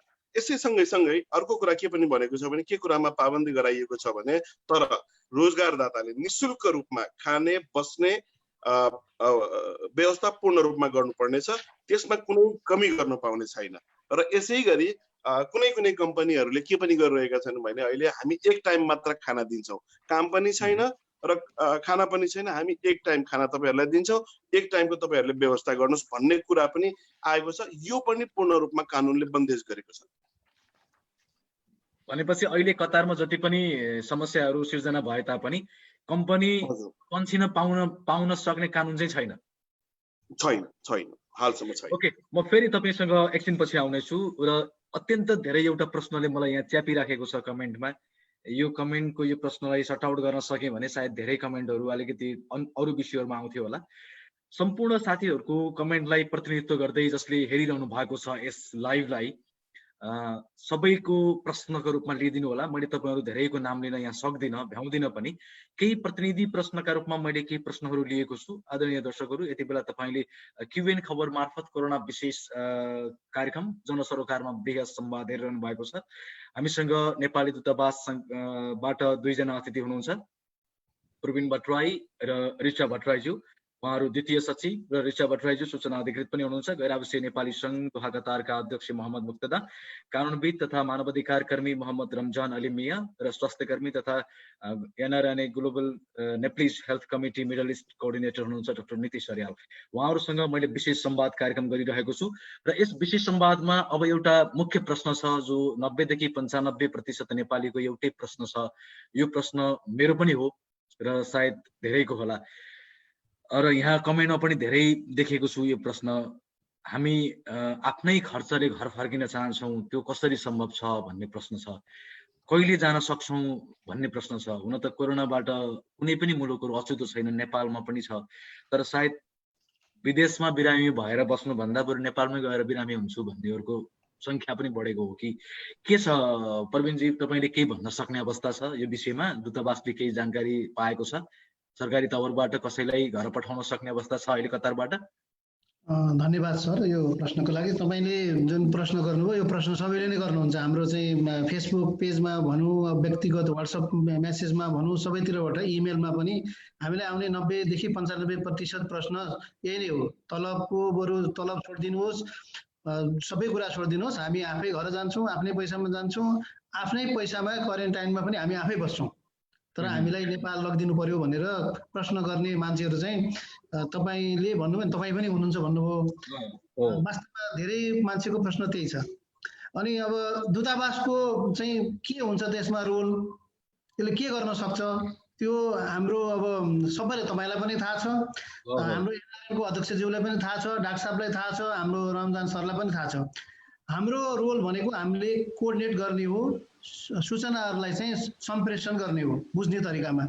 नेपाल सरकारबाट आएका निर्देशनहरूलाई हामीले चाहिँ हाम्रो नेपाली कम्युनिटीसम्म पुर्याउने हो। अब हामी कहाँ चाहिँ अहिले यसको लागि हामीले के गरेका छौँ भन्दाखेरि हाम्रो महामहिम राजदूतज्यूको चाहिँ यसअघि 2 पटक हाम्रो माननीय परराष्ट्र मन्त्रीज्यूसँग यो भिडियो कन्फरेन्सिङ भइसकेको छ 2 चोटि। अब त्यसै गरी अरू अवसरमा पनि हाम्रो मिडल इस्टका अन्य राजदूतहरूसँग पनि हाम्रो महामहिम राजदूतज्यूले यो कमन खालको समस्या भयो भनेर उहाँहरूले पनि भिडियो कन्फरेन्स मार्फत चाहिँ आफ्ना विचारहरूको आदान प्रदान गरिराख्नु भएको छ। र हामीलाई त अब अहिले स्पष्ट निर्देशन नआउन्जेलसम्म हामीले चाहिँ हाम्रो गुनासाहरूको चाहिँ हामीले क्याटेगोराइज गर्ने, हामीलाई जति पनि गुनासाहरू प्राप्त हुन्छन् त्यसमा हामीले क्याटेगोराइज गर्ने, कसलाई चाहिँ अब भोलि गएर हामीले व्यवस्थापन गर्नु पर्यो भने को मान्छेलाई चाहिँ हामीले पहिलोचोटि पठाउने हो। यसमा चाहिँ गर्भवती महिलादेखि लिएर तपाईको अहिले टुरिस्ट भिसामा आएका मान्छेहरूदेखि लिएर तपाईको रोजगारी कटौती भएका मान्छेदेखि लिएर भोलुन्टरीमा चाहिँ ओके, यो प्राथमिकता कसलाई दिने भन्ने विषय भन्दा अगाडि म तपाईलाई एउटा क्वेशनमा लिएर जान चाहन्छु। हजुर प्लिज। अहिलेसम्म एक्सरसाइज भएको छ नेपाली घर पठाउन सक्ने या नसक्ने, या पठाउनु पर्छ या पर्दैन भन्ने खालको कुनै एक चरणको एक्सरसाइज भयो गभर्नमेन्टसँग यो लेभलमा? अब हाम्रो यसो दूतावासहरूले दिनुपर्ने चाहिँ तपाईको हाम्रो रिकमेन्डेसन हुन्छ। हामीले हरेक दिन अब कहिलेकाहीँ दैनिक रूपमा, कहिलेकाहीँ चाहिँ साप्ताहिक रूपमा विभिन्न लेभलबाट हाम्रो चाहिँ महामहिम राजदूतज्यूको लेभलमा गर्ने कुरा उहाँले गरिराख्नुपर्छ। अन्य चाहिँ तपाईको कर्मचारीको लेभलबाट हामीले हाम्रो सूचनाहरू, हामी कहाँ आएका गुनासाहरू चाहिँ यो क्याटेगोराइजै गरेर हामीले कसैले चाहिँ अहिलेसम्म मैले तपाईलाई किन सोधिरहेको छु भने इन्डियाबाट केही दिन अगाडि यहाँ प्रायोरिटी बेस व्यक्तिहरूलाई फर्काउने काम हुँदैछ भन्ने कुराहरू आएको हुनाले हाम्रो देशले किन गरेन भन्ने प्रश्नहरू पनि धेरै छन्। अरू एम्बेसीबाट त्यो रोल प्ले हुन सक्ने र नेपालबाट हुन नसक्ने भन्ने गुनासो पनि छ। त्यो हिसाबले मैले बताउन सोचिरहेको छु। यसमा हामी के कुरामा स्पष्ट हुनुपर्छ भने त्यो गभर्मेन्टको पोलिसी हो तपाईँको। नेपाल सरकारले तपाईँलाई चाहिँ यो ल यी मान्छेलाई फर्काऊ भन्यो भने हामीले हाम्रो रोल भनेको के हुन्छ भने हामीले चाहिँ त्यसलाई फेसिलिटेट गर्ने हो। हामी त्यो गर्न तयार छौँ। ल सरकारले चाहिँ ल कतिजना, ल 100 जना मान्छे अब यस्तो अत्यन्तै जरुरी परेको मान्छेलाई पठाउनु पर्यो, ल 100 जना मान्छे चाहिँ को हुन् भन्दा त्यो दिन सक्ने हामी अवस्थामा छौँ। र जुन अब इन्डियाले भन्नुभयो, इन्डियाले त लगि नै सक्यो। इन्डिया पछाडि हामीलाई पनि इन्डियाले लग्न सक्यो, लाने तिमीहरूले नलाने भनेर दूतावासलाई यसमा कति क्वेसन आएको छ, कति दूतावासको तपाईँको क्रिटिसाइज भएको छ, त्यो त हामी प्रत्यक्ष हामीलाई आएको इमेलहरू त तपाईँले हेर्न सक्नुहुन्न। जुन अब पब्लिक डोमेनमा हुन्छ त्यो त हेर्नुहुन्छ। हामीले त्यसलाई चाहिँ सहज रूपमा लिएको छौँ। हामी पनि बाहिर बसेको भए त्यही हुन्थ्यो, किनभने कसैको बुबा आमाको डेथ भइरहेछ, कसैको चाहिँ तपाईँको धेरै खालका समस्याहरू हामी कहिलेकाहीँ हामीलाई सर्भिस सिकरहरूले जुन फोन गर्नुहुन्छ हामी पनि उहाँहरूसँगै रुन्छौँ, हेर्नुहोस्। किनभने हामीले गर्न सक्ने अहिले केही पनि छैन। हामीले गर्न सक्ने भनेको सरकारले बनाएको पोलिसीलाई चाहिँ हामीले इम्प्लिमेन्ट गर्ने हो, निर्देशनहरूलाई पालना गर्ने हो र सरकारबाट आएका जुन पोलिसीहरूका डिसिजनहरू हुन्छन् त्यस अन्तर्गत हामीले चाहिँ नेपाली कम्युनिटीमा हामीले चाहिँ त्यसलाई बाँड्ने हो। भोलि गएर तपाईँको नेपाल सरकारले फर्काउनु पर्छ, ल फर्काउ भन्यो भने हामीले चाहिँ हामीलाई एनआरएनकै साथीहरूसँग अरू सङ्घ संस्थाहरूसँग मिलेर हामीले चाहिँ यसलाई चाहिँ म्यानेज गर्ने हो। सर अब हाम्रो आफ्नो व्यक्तिगत प्रयासबाट हुने कुरै होइन यो, होइन। अब म एक बिचमा रिचाजीलाई सोध्न चाहन्छु। म तपाईँ सायद तपाईँले भन्दै त्यहीँ सोध्न चाहन्छु। यही बिचमा पनि एउटा प्रश्न सोध्छु, त्यही प्रश्नमा फेरि तपाईँले जोड्नु होला। पछिल्लो समय मैले पनि एउटा फर्म भरेको छु, दूतावासबाट जारी भएको एउटा फर्म। मलाई दूतावासले जारी गरेको फर्ममाथि विश्वास थियो र भरेँ, तर त्यो फर्म के का लागि हो भनेर भर्दै गर्दा पनि मलाई थाहा थिएन। त्यो फर्ममा मैले भरेर पठाइदिएको छु, त्यो फर्म के का लागि हो, तपाईँहरूले कुन पर्पजको लागि तपाईँहरूले त्यो फर्म जारी गर्नुभएको हो र अहिले त्यो फर्मबाट के काम भइरहेको छ, यो बारे पनि जानकारी गराइदिनु। त्यो फारम जारी गर्दाखेरि हामीले स्पष्ट रूपमा भनेका थियौँ कि हामीले चाहिँ यहाँ कतारमा रहेका नेपालीहरूको तथ्याङ्क सङ्कलनको लागि हो। र अहिले चाहिँ कोरोना भाइरसको ब्याकग्राउन्डमा हेर्दाखेरि चाहिँ नेपालीहरू कुन कुन अवस्थामा हुनुहुन्छ र कतिजनालाई तुरुन्तै घर फर्किनु पर्ने आवश्यकता छ, उहाँहरूको कारण के हो, हामीलाई चाहिँ त्यो चाहिँ एउटा डेटाबेस भयो भने हामीलाई वर्कआउट गर्न सजिलो हुन्छ भनेर हामीले यो फारम चाहिँ डिस्ट्रिब्युट भन्नाले अब अनलाइन राखेका छौँ र अहिले पनि छ। अहिले पनि निरन्तर रूपमा फारम भर्ने क्रम जारी छ। लगभग 6,000-7,000 जना जतिले हाम्रो फारम 6,000 जना भन्दा बेसीले चाहिँ हाम्रो फारम भरिसक्नु भएको छ। र त्यो फारम भरिसके पछाडि तपाईँले त्यसलाई हेर्नु भएको छ होला, स्थिति के रहेछ, त्यो फारमबाट के देखिन्छ? तपाईँले क्रिटिकल सिचुएसन देख्नुहुन्छ या अल इज वेल देख्नुहुन्छ या के छ, के देखिन्छ? म्याडमले जे भन्नुभयो उद्देश्य चाहिँ त्यही नै हो। अब त्यो फारम पनि तपाईँको एकदमै युजर फ्रेन्डली भयो, खास युजर फ्रेन्डली भएन भनेर कमेन्ट आएको नै अहिले हामीले चाहिँ नयाँ खालको अलिक कम धेरै कम्प्लिकेटेड नहोस् भनेर हामीले नयाँ फारम चाहिँ हिजो अस्तिको दिनदेखि हामीले भनौँ हिजोदेखि हामीले चाहिँ त्यही फारममै क्लिक गर्यो भने आउँछ। त्यसको खास उद्देश्य चाहिँ हजुरलाई मैले भनिहालेँ, हामी चाहिँ रेडी हुनु पर्यो। भोलि गएर तपाईँको त्यो त्यही फर्मबाट हामीले के पनि गरेका छौँ, जस्तै खाना नपुग्नेहरूलाई हामीले खानाको वितरण गरेका छौँ। त्यो फर्मबाट हामीले चाहिँ डेटाहरू लिएर त्यो जिल्लागत भोलि गएर नेपालमा हामीले फर्केर आफ्नो जिल्लामा गएर पनि त बस्नु पर्यो नि 14 दिन। त्यो जिल्लाहरूको पनि हामीले चाहिँ डेटा त्यसबाट लिन्छौँ र त्यो डेटा चाहिँ अहिले हाम्रो हेड अफिसमा काठमाडौँको परराष्ट्र मन्त्रालयमा पनि हुन्छ र हामीसँग पनि हुन्छ। र त्यो अरू दूतावासहरूले पनि गर्नुभएको छ, इन्डियन एम्बेसीले पनि गरेको छ, अरू दूतावासले पनि गरे हुनाले हामीले पनि गरेको र यो फारमको बारेमा परराष्ट्र मन्त्रालयले नै अहिले हामीलाई चाहिँ त्यो डिजाइन गरेर हाम्रो सूचनाको आधारमा डिजाइन गरेर गुगल फर्म भन्दाखेरि मान्छेलाई अझ विश्वास नहोला कि भनेर हामीले आफ्नै वेबसाइटमा हिजोदेखि चाहिँ त्यसलाई हामीले सुरु गरेका छौँ। अनि पहिला भइसकेकोहरूले चाहिँ फेरि त्यो नयाँ फारम भरिराख्नु पर्दैन, त्यो डेटा इन्टिग्रेट नै भएर बस्छ होइन। अनि तपाईँले स्थिति सोध्नु भएको थियो कस्तो छ भनेर। अब त्यही हामीसँग भरेको फारम तथ्याङ्कहरूमध्ये 6,000 मध्ये 65देखि 70% चाहिँ तुरुन्तै नेपाल जाने स्थिति छ भन्नुभएको छ भने अब बाँकीले चाहिँ नियमित रूपमा काम गरिरहेको छु, त्यस्तो समस्या परेको छैन भन्नुभएको छ। अब तीमध्ये पनि कतिजना रोजगारी कटौती भर्ती भएर जान चाहनुहुन्छ, कतिजना चाहिँ बेतलीय वार्षिक बिदा एनुअल लिभहरू भइरहेको छ भने, कतिजना चाहिँ फ्यामिली प्रब्लमले गर्दाखेरि पनि जान चाहनुहुन्छ भने, कतिजना चाहिँ अहिलेको यो स्थितिमा चाहिँ धेरैजना चाहिँ प्यानिक हुने स्थिति छ नि त, त्यो मनोविज्ञान म तपाईलाई यही बिचमा एउटा प्रश्न गर्न चाहन्छु। ओके, तपाईहरुले एउटा डाटाबेसमा क्याटेगोरी पनि गरिसक्नुभयो, यति प्रतिशत यो खालका रहेछन्, यति प्रतिशत यो खालका रहेछन् भनेर। त्यो प्रतिशत थाहा भइसके पछाडि त्यो माथि तपाईहरुबाट कुनै एक्सन भयो कि भएन, केही कामहरु गर्नु भयो कि भएन? अब त्यो प्रतिशत थाहा भइसकेपछि चाहिँ कस्तो हुन्छ भने, जस्तो कि हामीले हाम्रो हेडक्वार्टरसँग कम्युनिकेट गर्दाखेरि हामीले फ्याक्ट बेसमा, अब यो अनुमानको भरमा भन्दा पनि फ्याक्ट बेसमा यतिजना चाहिँ जान चाहनुहुन्छ, यतिजनालाई तत्कालै लानुपर्ने स्थिति छ भनेर हामीले कम्युनिकेट गर्न सक्छौँ नि त। त्यो र हामीले त्यही डेटा अनुसार नै हामीले अहिले चाहिँ कम्युनिकेट गरिरहेछौँ। अहिले चाहिँ अब हामीले चाहिँ यहाँको हामी फ्रन्ट लाइनमा बसेर यहाँ काम गरिराख्दाखेरिको यहाँको ग्राउन्ड सिचुएसन के छ भनेर हामीले हाम्रो हेडक्वार्टरमा रिपोर्टिङ गऱ्यौँ भने न, हेडक्वार्टरले त्यही अनुसारको पोलिसी बनाउने, के गर्ने भन्ने कुरा त अब नेपाल सरकारकै डिसिजन हो।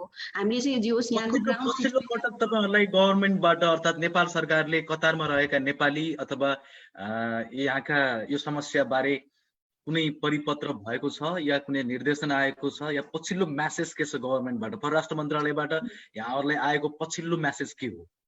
पछिल्लो मेसेज चाहिँ हामीलाई पनि डेटा कलेक्सनको लागि चाहिँ हामीलाई निर्देशन नै आएको छ हैन। डेटा चाहिँ अब त्यस पछाडि यहाँहरुलाई यहाँ रहेका नेपालीहरुको विषयमा यो एक्सरसाइज गर्नु, यो काम गर्नु अथवा यस्तो गर्नु, त्यहाँबाट यस्तो धेरै समस्या छ भनेर गर्न सक्ने कुनै सेकेन्डरी कुनै अर्को केही आदेश आएको छैन अर्थात् निर्देशन आएको छैन? अहिले चाहिँ डेटा कलेक्सन नै हो। र अरू चाहिँ जस्तो कि यहाँ खाना नपाएकोहरू हुनुहुन्छ भने हैन, यो पोइन्टमा आइराखेको थिएँ। खाना नपाएको व्यक्तिलाई कतारको दूतावासले भोलि हेर्छु भनेर त भएन, बेलुकाकै छ के खाने।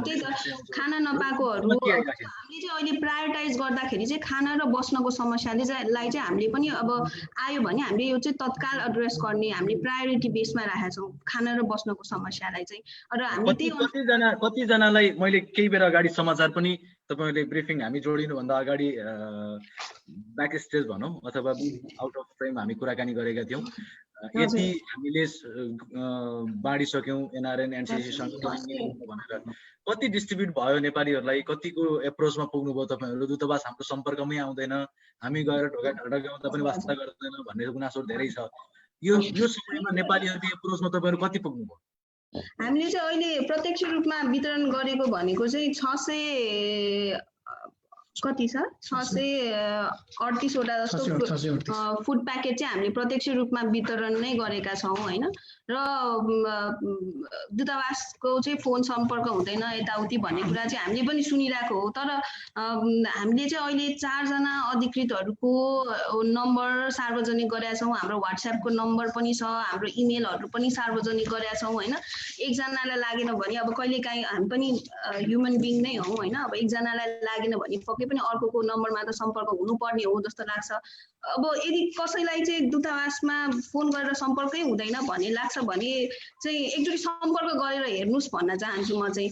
किनभने कहिलेकाहीँ चाहिँ कस्तो हुन्छ भने अर्कोले भन्यो ए दूतावासमा सम्पर्क हुँदैन, यसले भनेछ पक्कै हुँदैन होला भन्ने पनि मानसिकता हुन्छ क्या। किनभने हाम्रो चाहिँ अब ब्युरोक्रेसी प्रति उसै पनि एउटा नेगेटिभ पर्सेप्सन हुन्छ नि त हैन। अब हामी पनि ब्युरोक्रेसी भन्दा बाहिर हुँदा त्यस्तै हुन्थ्यो, त्यही भएर हामीलाई यो इट इज अन्डरस्टुड पनि हो।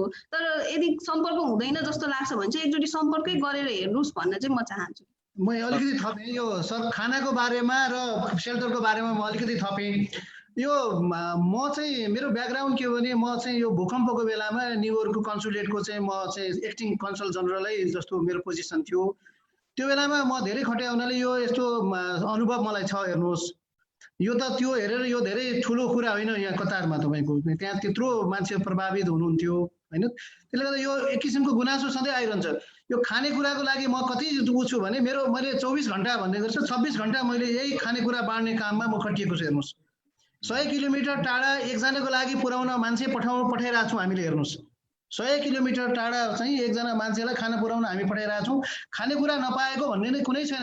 हाम्रो एनआरएनको अध्यक्षज्यू यहीँ हुनुहुन्छ, एनसीसीको अध्यक्षज्यू, उहाँ र हामीले गरेर हामीले कम्तीमा पनि 1300 भन्दा बढी चाहिँ फुड प्याकेट बाँडिसकेका छौँ। हेर्नुहोस् र खाना नपाउने मान्छेहरूको बारेमा त हामी यति चिन्तित छौँ कि हामी जसरी भए पनि उसलाई खानेकुरा लाने एनआरएन मार्फत हुन्छ कि दूतावास मार्फत हुनुहुन्छ कि हामीले चाहिँ 900वटा प्याकेट त कतार च्यारिटीबाट ल्याएर बाँडिसक्यौँ।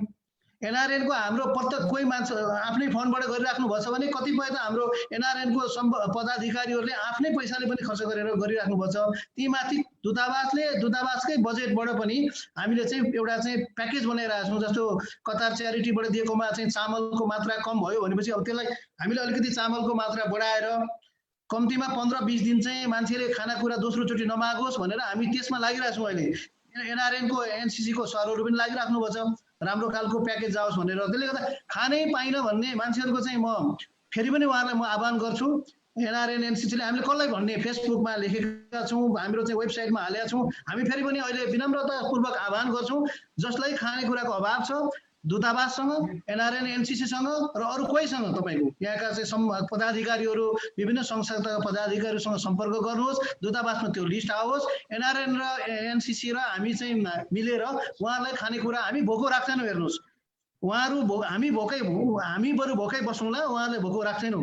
जहाँसम्म सेल्टरको कुरा छ खाने केही नपाए भनेर दूतावासको कम्पाउन्डभित्र आएका मान्छेहरूलाई हामीले चाहिँ एनआरएन एनसिसीलाई अनुरोध गरेर अहिलेसम्म हामीले 7 जना मान्छेलाई चाहिँ बस्ने व्यवस्था पनि चाहिँ हाम्रो आग्रह मात्रै हो। उहाँहरूले व्यवस्था गर्नुभएको छ एनआरएन एनसिसीले। तपाईँको यसमा हाम्रो म फेरि यहाँहरूसँग आउनेछु दूतावाससँग पक्कै पनि म धन्यवाद पनि दिन चाहन्छु। तपाईँ हामीसँग अहिले सेल्टर छैन, उहाँहरूलाई हामीले अनुरोध गरेर महामहिम राजदूतज्यूले आफैले अनुरोध गर्नुभएको छ कि यो मान्छेलाई अप्ठ्यारो पर्यो बस्न दिनुहोस्। हामीले बसमा सुतिराखेको मान्छेलाई पनि रेस्क्यु गर्न लगाएका छौँ र दूतावासमा आइसकेपछि हामीले उहाँहरूलाई के बाहिर निकालेर खेल्छौँ होला। तपाईँ कल्पना गर्न सक्नुहुन्छ हामी यही कामको लागि यहाँ बसेका छौँ। खाना र बस्न नपाउने मान्छेलाई हामीले आह्वान गरेका छौँ। एनआरएन एनसिसीका सम्पूर्ण तपाईँको पब्लिकेसनहरू हेर्नुहोस्, दूतावासका फेसबुक पेज र वेबसाइटमा हेर्नुहोस्। हामीले खाना नपाउनेहरूलाई चाहिँ यसमा सम्पर्क गर्नु भनेका छौँ। हामीले हरेक दिनै बाँडिरहेको छौँ सर खाना। यसमा हिजो पनि हामीले 8 जना मान्छेलाई बाँडेका छौँ। एनआरएन एनसिसीले हिजो धेरै मान्छेलाई बाँड्नु भएको छ। उहाँहरूले हामीले बढीमा 64 जनालाई सम्म एक दिनमा हामीले खानेकुरा बाँडेका छौँ, त्यो पनि उहाँहरूकै घरमा लगेर।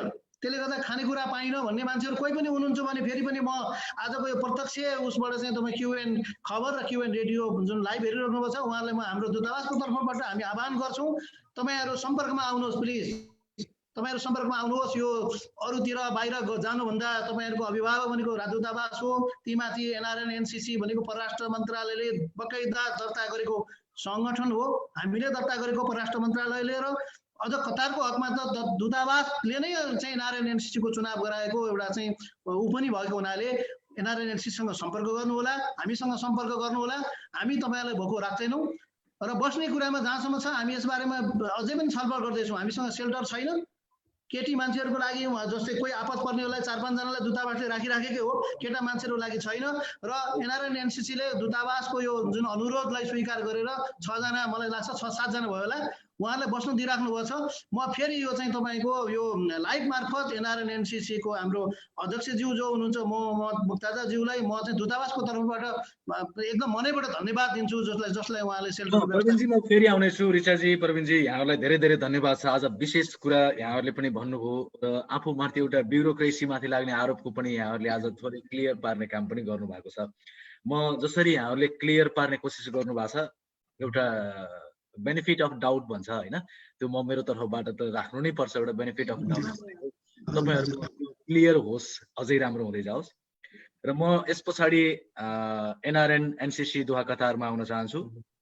मोहम्मद मुक्तदाजी, सायद धेरै कुराहरू एनआरएनको गतिविधिको बारेमा प्रवीणजीले पनि भन्नुभयो, हामीले यो हप्तामा यो काम गरिरहेछौँ त्यो गरिरहेछौँ भनेर। अब एनआरएन एनसिसीले विदेशमा रहेका नेपालीको अभिभावकत्व ग्रहण गर्न सकिरहेको छैन, यो बेलामा झन् त्यति धेरै गर्न सकेन भन्ने आरोप त यहाँहरूलाई छ नै। गरेको एक्सर्साइज पनि पर्याप्त भएन भन्ने आरोप त दूतावासले आउँछ, एनआरएनलाई नआउने कुरा भएन।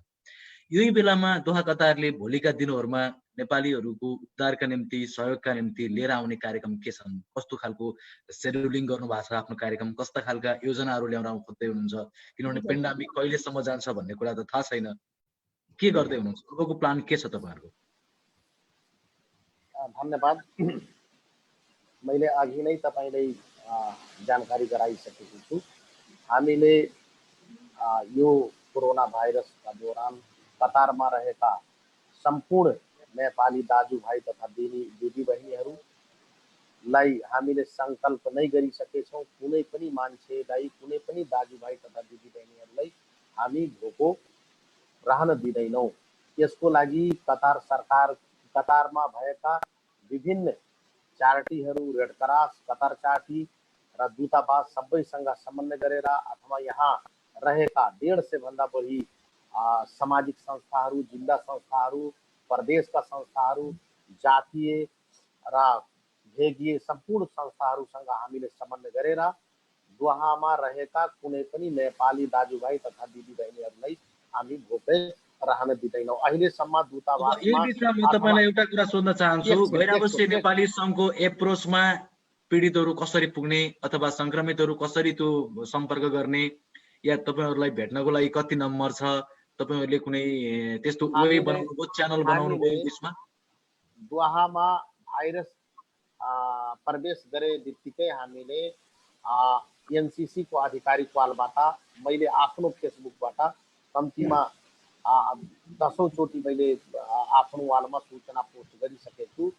एनसीसी को आधिकारिक इमेल आईडी पनि छ, मेरो आफ्नै नम्बर छ, त्यहाँ महासचिवको नम्बर छ र यो कोभिड-19 को उद्धारको लागि राहत वितरण गर्ने एउटा हामीले उपसमिति बनाएको छौँ। त्यसको संयोजक हाम्रो संघका प्रथम उपाध्यक्ष उत्तम गुरुङ हुनुहुन्छ, उहाँको नम्बर छ र एनसीसी को इनबक्समा, एनसीसी को पेजको इनबक्समा कुनै पनि माध्यमले हामीलाई सम्पर्क गर्न सक्नुहुन्छ अथवा दूतावासको पेज छ, दूतावासको नम्बर छ, दूतावास यहाँ छ, दूतावास मार्फत हामीलाई सम्पर्क गर्न सक्नुहुन्छ अथवा दूतावासलाई नै आग्रह गर्न सक्नुहुन्छ। अहिले भर्खर प्रवीण सरले हात जोडेरै दोहामा बस्नुभएका सम्पूर्ण नेपाली दाजुभाइहरूलाई आग्रह गर्नुभएको छ कि कुनै पनि नेपाली दाजुभाइ यदि खाना पाउनु भएको छैन भने हामीलाई सम्पर्क गर्नुहोस्।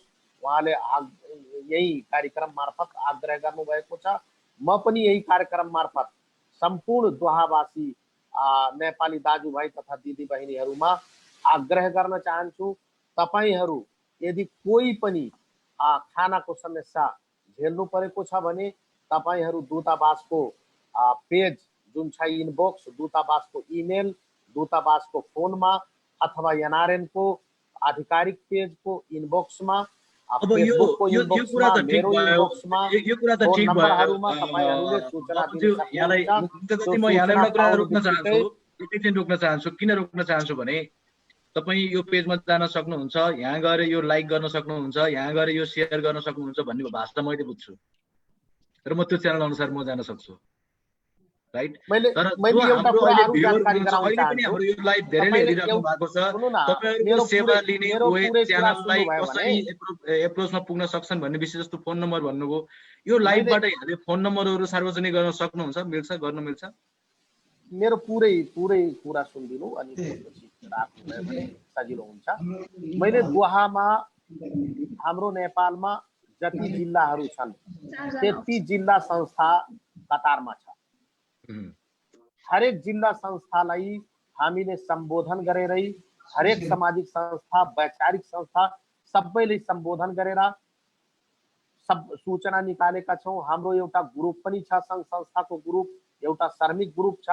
सबै ग्रुप मार्फत हामीले आग्रह गरेछौँ, जिल्ला संस्थालाई आग्रह गरेछौँ, तपाईको जिल्ला संस्थामा कतिजना प्रब्लम हुनुहुन्छ हामीलाई उपलब्ध गराउनु। जिल्ला संघ संस्थाका अध्यक्षहरू नै आग्रह गरेको छौँ कि तपाईहरूको जिल्लामा कुनै पनि व्यक्ति प्रब्लममा छ भने हामीलाई जानकारी गराउनु। यसरी जिल्ला वाइज, प्रदेश वाइज, वैचारिक संस्था वाइज हामी सूचना निकालिराखेछौँ। त्यही भएर मलाई के विश्वास लागेको छ भने दोहामा बस्ने 3,51,000-52,000 जति नेपालीहरू छन्, सबैसँग हाम्रो कुराहरू पुगिराखेछन् अथवा यो आज यो जीवन खबरले राखेको जुन छलफल कार्यक्रम छ यसमा 85,000 भन्दा बढी यसको भ्युवरहरू छन्, फलोवरहरू छन्। यो च्यानल मार्फत पनि सम्पूर्ण दोहामा बस्ने सम्पूर्ण दाजुभाइ तथा दिदीबहिनीहरूलाई म आग्रह गर्न चाहन्छु, तपाईहरू कोही पनि खानाबाट वाञ्छित खानाको प्रब्लम छ भने हामीलाई सम्पर्क गर्नुहोला। कति नम्बरमा फोन गर्दाखेरि तपाईहरुको खाना उपलब्ध हुन्छ? प्लिज यो जानकारी गराइदिनुस् न। यो मैले भनिसके आधिकारिक फेसबुकमा हैन नम्बर हैन मैले तपाईसँग के चाहेको भने तपाईहरु मेरो आफ्नो नम्बर 7555 74449559 7555 No 74449592 74449592 आदरणीय दर्शकहरु म यहाँहरुलाई आग्रह गर्न चाहन्छु यो नम्बर तपाईहरुको हटलाइन नम्बर हो। गैरावासी नेपाली संघलाई सम्पर्क हजुर अर्को पनि भनिदिनुस् प्लिज। अर्को पनि नम्बर छ 5012 5012 9900 9900 अझै एउटा नम्बर छ एउटा नम्बर अझै लेख्नु 7090 9722 9722 आदरणीय दर्शकहरु यहाँहरुलाई हामीले तीनवटा नम्बर आज उपलब्ध गराएका छौं। गैरावासी नेपाली संघ एनसीसी दोहा कतारका अध्यक्ष मोहम्मद मुक्तदाजीले उपलब्ध गराउनु भएको नम्बर हो। यो सर्भिस नम्बर भएका हुनाले यो नम्बर बिजी हुन सक्छ, तर तपाईहरुले निरन्तर यो नम्बरमा सम्पर्क गरेर आफूलाई परेको समस्या बारे रिपोर्टिङ गर्न र त्यहाँबाट सेवा लिन सक्नुहुनेछ। र तपाईहरुलाई जुन कुनै पनि परेका समस्याका विषयमा जुन कुनै पनि बेला फोन गर्न मिल्ने हो अथवा तपाईहरुले शेड्युलिङ गर्नु भएको छ यी नम्बरमा फोन 24 आवर सर जति बेला यहाँहरुले फोन गर्न सक्नुहुन्छ। म रिपिट गर्न चाहन्छु 50129900 त्यसपछि 74449592 र 70909722 यो तीनवटा नम्बर सेभ गर्नु होला र यो पेन्डेमिकको टाइममा तपाईहरुलाई परेका समस्याहरु याद गर्नु होला। 24 आवर मैले किन भनेको किनभने हाम्रो यो रमजान महिना हो। रमजान महिनामा म आफै फास्टिङ बस्छु। म दिनमा बिहान 5 बजे सुत्ने गरेको छु। बिहान 5 बजेदेखि 2 बजेसम्म यो अर्को यो दुईटा नम्बर जुन 74449592 बाहेक जुन दुईटा नम्बर छ त्यसमा सम्पर्क गर्न सक्नुहुन्छ। अनि रातभरि 2 बजेदेखि बिहान 5 बजेसम्म मेरो नम्बरमा पनि ओके मुक्तदाजी म यो बीचमा जान चाहन्छु। तपाईहरुले संक्रमण पछि दोहा कतारमा फैलिएको संक्रमण पछि यहाँ भएका आइसोलेसन क्षेत्र यहाँ भएका क्वारेन्टाइन क्षेत्र जहाँ राखिएका छन् ती क्षेत्रहरूको अवलोकन गर्नुभयो, त्यहाँको स्थिति बुझ्नुभयो या बुझ्नु भएन अथवा त्यहाँ के कस्तो तरिकाले क्वारेन्टाइनमा राखिएको छ नेपालीहरू पनि छन् पक्कै पनि त्यसको अध्ययन गर्नुभयो गर्नु भएन के छ स्थिति के पाउनुभयो क्वारेन्टाइनको अलि बेर अगाडि डाक्टर नितेश अर्यालजीले भन्नु भएको थियो क्वारेन्टाइनमा पनि यस्तो छ भनेर, तर तपाईहरुले भिजिट गर्नु भएको छ कि छैन? यसको लागि मिनिस्ट्री अफ इन्टेरियरको पब्लिक रिलेसन डिपार्टमेन्टले हामीलाई सूचना दिए अनुसार हाम्रो प्रोफेसर रमजान अली मियाजी यही हुनुहुन्छ। मानव अधिकार यो ह्युमन राइटको रिप्रेजेन्ट गर्नुहुन्छ। उहाँले पनि इन्फर्मेसन आएको थियो। गैरावासी नेपाली संघका द्वितीय उपाध्यक्ष र गैरावासी नेपाली संघका महासचिव र ह्युमन राइटका हाम्रो प्रोफेसर रमजान अली मियाज्यू र दोहामा भएका सम्पूर्ण नेपाली अथवा अन्य देशका कम्युनिटी लिडरहरुलाई मुक्तदाजी हामी अलिकति कार्यक्रमलाई अब छोट्याउने तर्फ जाँदैछौँ। त्यो भएर मैले तपाईलाई पोइन्ट अफ भ्यूबाट एकदमै राइट पोइन्टमा मैले आन्सर खोजिराखेको छु। कुनै क्वारेन्टाइन भिजिट गर्नुभयो यहाँहरुले? 1 नम्बरदेखि 32 नम्बरसम्म महासचिव र द्वितीय उपाध्यक्षज्यूले भिजिट गर्नुभएको। त्यो क्वारेन्टाइन भिजिट गर्नुभयो कि संक्रमित क्षेत्रमा जति बेला माइकिङ गर्नुपर्ने थियो अथवा त्यहाँ क्वारेन्टाइन त्यो बेला जुन बेला भिजिट गर्नुभएको थियो त्यो बेला 1 नम्बरदेखि 32 नम्बरसम्म पुरै क्वारेन्टाइन थियो। त्यो बेला भिजिट गर्नुभएको त्यो बेलामा भिजिट गर्नुभएको थियो, तर अहिले राखिएका क्षेत्रहरुमा तपाईहरुको भिजिट भएको छैन? हाम्रो कोअर्डिनेसन एमवाई को पब्लिक रिलेसन डिपार्टमेन्टसँग हुन्छ। उहाँहरुसँग हामी निरन्तर सम्पर्कमा छौं। यो क्वारेन्टाइन भिजिटको लागि मैले भनेको छु, तर अहिलेसम्म कुनै अपडेट आएको छैन। आएपछि हामी आदरणीय दर्शकहरु म यहाँहरुलाई जानकारी गराउन चाहन्छु। मेरो प्रश्नको गलत नबुझिदिनु होला, किनभने मैले क्वारेन्टाइन भिजिटको रूपमा गैरावासी नेपाली संघलाई भनिरहेको छु। यस्तो बेलामा पनि एनआरएनलाई क्वारेन्टाइन भिजिट गर्न किन गइनस् भनेर सोध्ने भनेर तपाईहरुको प्रश्न आउन सक्छ। यो यस्तो बेला नै हो, यही बेलामै गर्नुपर्ने हो, अर्को बेलामा गर्न सकिँदैन। यही बेलामा गर्नुपर्ने छ र क्वारेन्टाइन भिजिट मैले यो अर्थमा भनेको हुँ, सावधानी अपनाउनु होला, परिस्थितिलाई बुझेर आफ्नो सेवालाई तल्लीन राख्नु होला र यो समयको सापेक्षलाई हेरेर सबै सावधानीहरू अपनाउँदै सकेसम्म यहाँहरूले क्वारेन्टाइनको पनि रिपोर्टहरू बाहिर लिएर आउनु भएमा आम नेपालीहरूलाई थाहा पनि हुने थियो क्वारेन्टाइनको अवस्थाबारे। म दूतावाससँग एकछिनपछि आउँछु। म डाक्टर साहबसँग जान चाहन्छु अब थोरै। डाक्टर साहब, अब यो कोरोना भाइरसको सन्दर्भमा अघि त हामीले ओभरअल दोहा कतारको स्थितिको बारेमा बुझ्यौँ। अहिले झट्ट हेर्दाखेरि जति डिस्कसनहरू दूतावासबाट आएका एन्सर पनि यहाँले सुन्नुभयो, एनआरएनबाट आएका पनि सुन्नुभयो, त्यस पछाडि रमजान सरले पनि केही कानुनका विषयमा पछिल्लो अपडेटका बारेमा भन्नुभयो। तपाईले यो अवस्थालाई कुन हिसाबले आकलन गर्नुहुन्छ? भोलि के होला भन्ने विषयमा अझै दूतावासले के एक्सर्साइज गर्नुपर्ने अवस्था देख्नुहुन्छ, या एनआरएनले के एक्सर्साइज गर्नुपर्ने देख्नुहुन्छ, अथवा अन्य क्षेत्रबाट के एक्सर्साइज गर्नुपर्ने देखिन्छ? मर्निङ सोज द डेज भने जस्तो आजको दिनले भोलिलाई के बताइरहेछ तपाईँको स्टडीमा? अब यस्तो छ, अहिलेको अवस्थामा जुन हिसाबले सङ्क्रमण बढ्दैछ, यो हिसाबले हेर्दाखेरि अहिले तुरुन्तै हालसालै चाहिँ यो कन्ट्रोलमा आइहाल्ने जस्तो अवस्था देखिँदैन होइन। मैले पहिले पनि भने जुन जति तपाईँको यो टेस्ट गर्ने क्यापासिटी बढाउँदै गइन्छ होइन, जति स्क्रिनिङ गर्ने क्यापासिटी बढाउँदै गइन्छ, त्यो पोजिटिभको सङ्ख्या आउन सक्छ, अझै बढ्न सक्छ होइन, अथवा बिस्तारै कम हुनसक्छ। यो अहिलेको अवस्थामा कसैले पनि कुनै पनि देशले प्रेडिक्ट गरेर एउटा म्याथमेटिकल मोडलहरू युज गरेर प्रेडिक्ट गर्ने एउटा तरिका हुन्छ, चाहिँ कतिपय मान्छेहरू सिरियस छन्, उनीहरूको फ्याटालिटिज कति हुन्छ भनेर। तर जबसम्म अब यसको एउटा उचित भनौँ न WHO बाट मान्यता प्राप्त अध्ययनबाट चाहिँ एउटा पुष्टि गरेर यसको औषधि जबसम्म पत्ता लाग्दैन अथवा यसको भ्याक्सिन जबसम्म आउँदैन तबसम्म यो कहिलेसम्म जान्छ भन्ने कुरा चाहिँ अहिलेसम्म फिक्स छैन होइन, कहीँ पनि छैन यो अहिलेसम्म। त्यो आयो भने सायद सबैलाई थाहा हुन्छ होला एकैचोटि, जुन हिसाबको मिडियाको पहुँच सबैसित छ अहिले, सबैलाई नै थाहा हुन्छ। र अहिलेको अवस्थामा नेपालीहरूको कुरा गर्दाखेरि कतारमा मैले भने नि अब धेरै जसो नेपालीहरूले चाहिँ नेपाल जाने अब हाम्रो एक दुईवटा मिटिङ पनि भएको थियो, मिडल इस्टको पनि मिटिङ भयो र इन्टरनेसनल उसको पनि मिटिङ हुँदाखेरि अब नेपाल जाने भन्ने कुरा छ। मिडल इस्टमा टोटली 10 लाख मान्छे छ एराउन्ड नेपालीहरू, टोटल सबै मिडल इस्टको देश।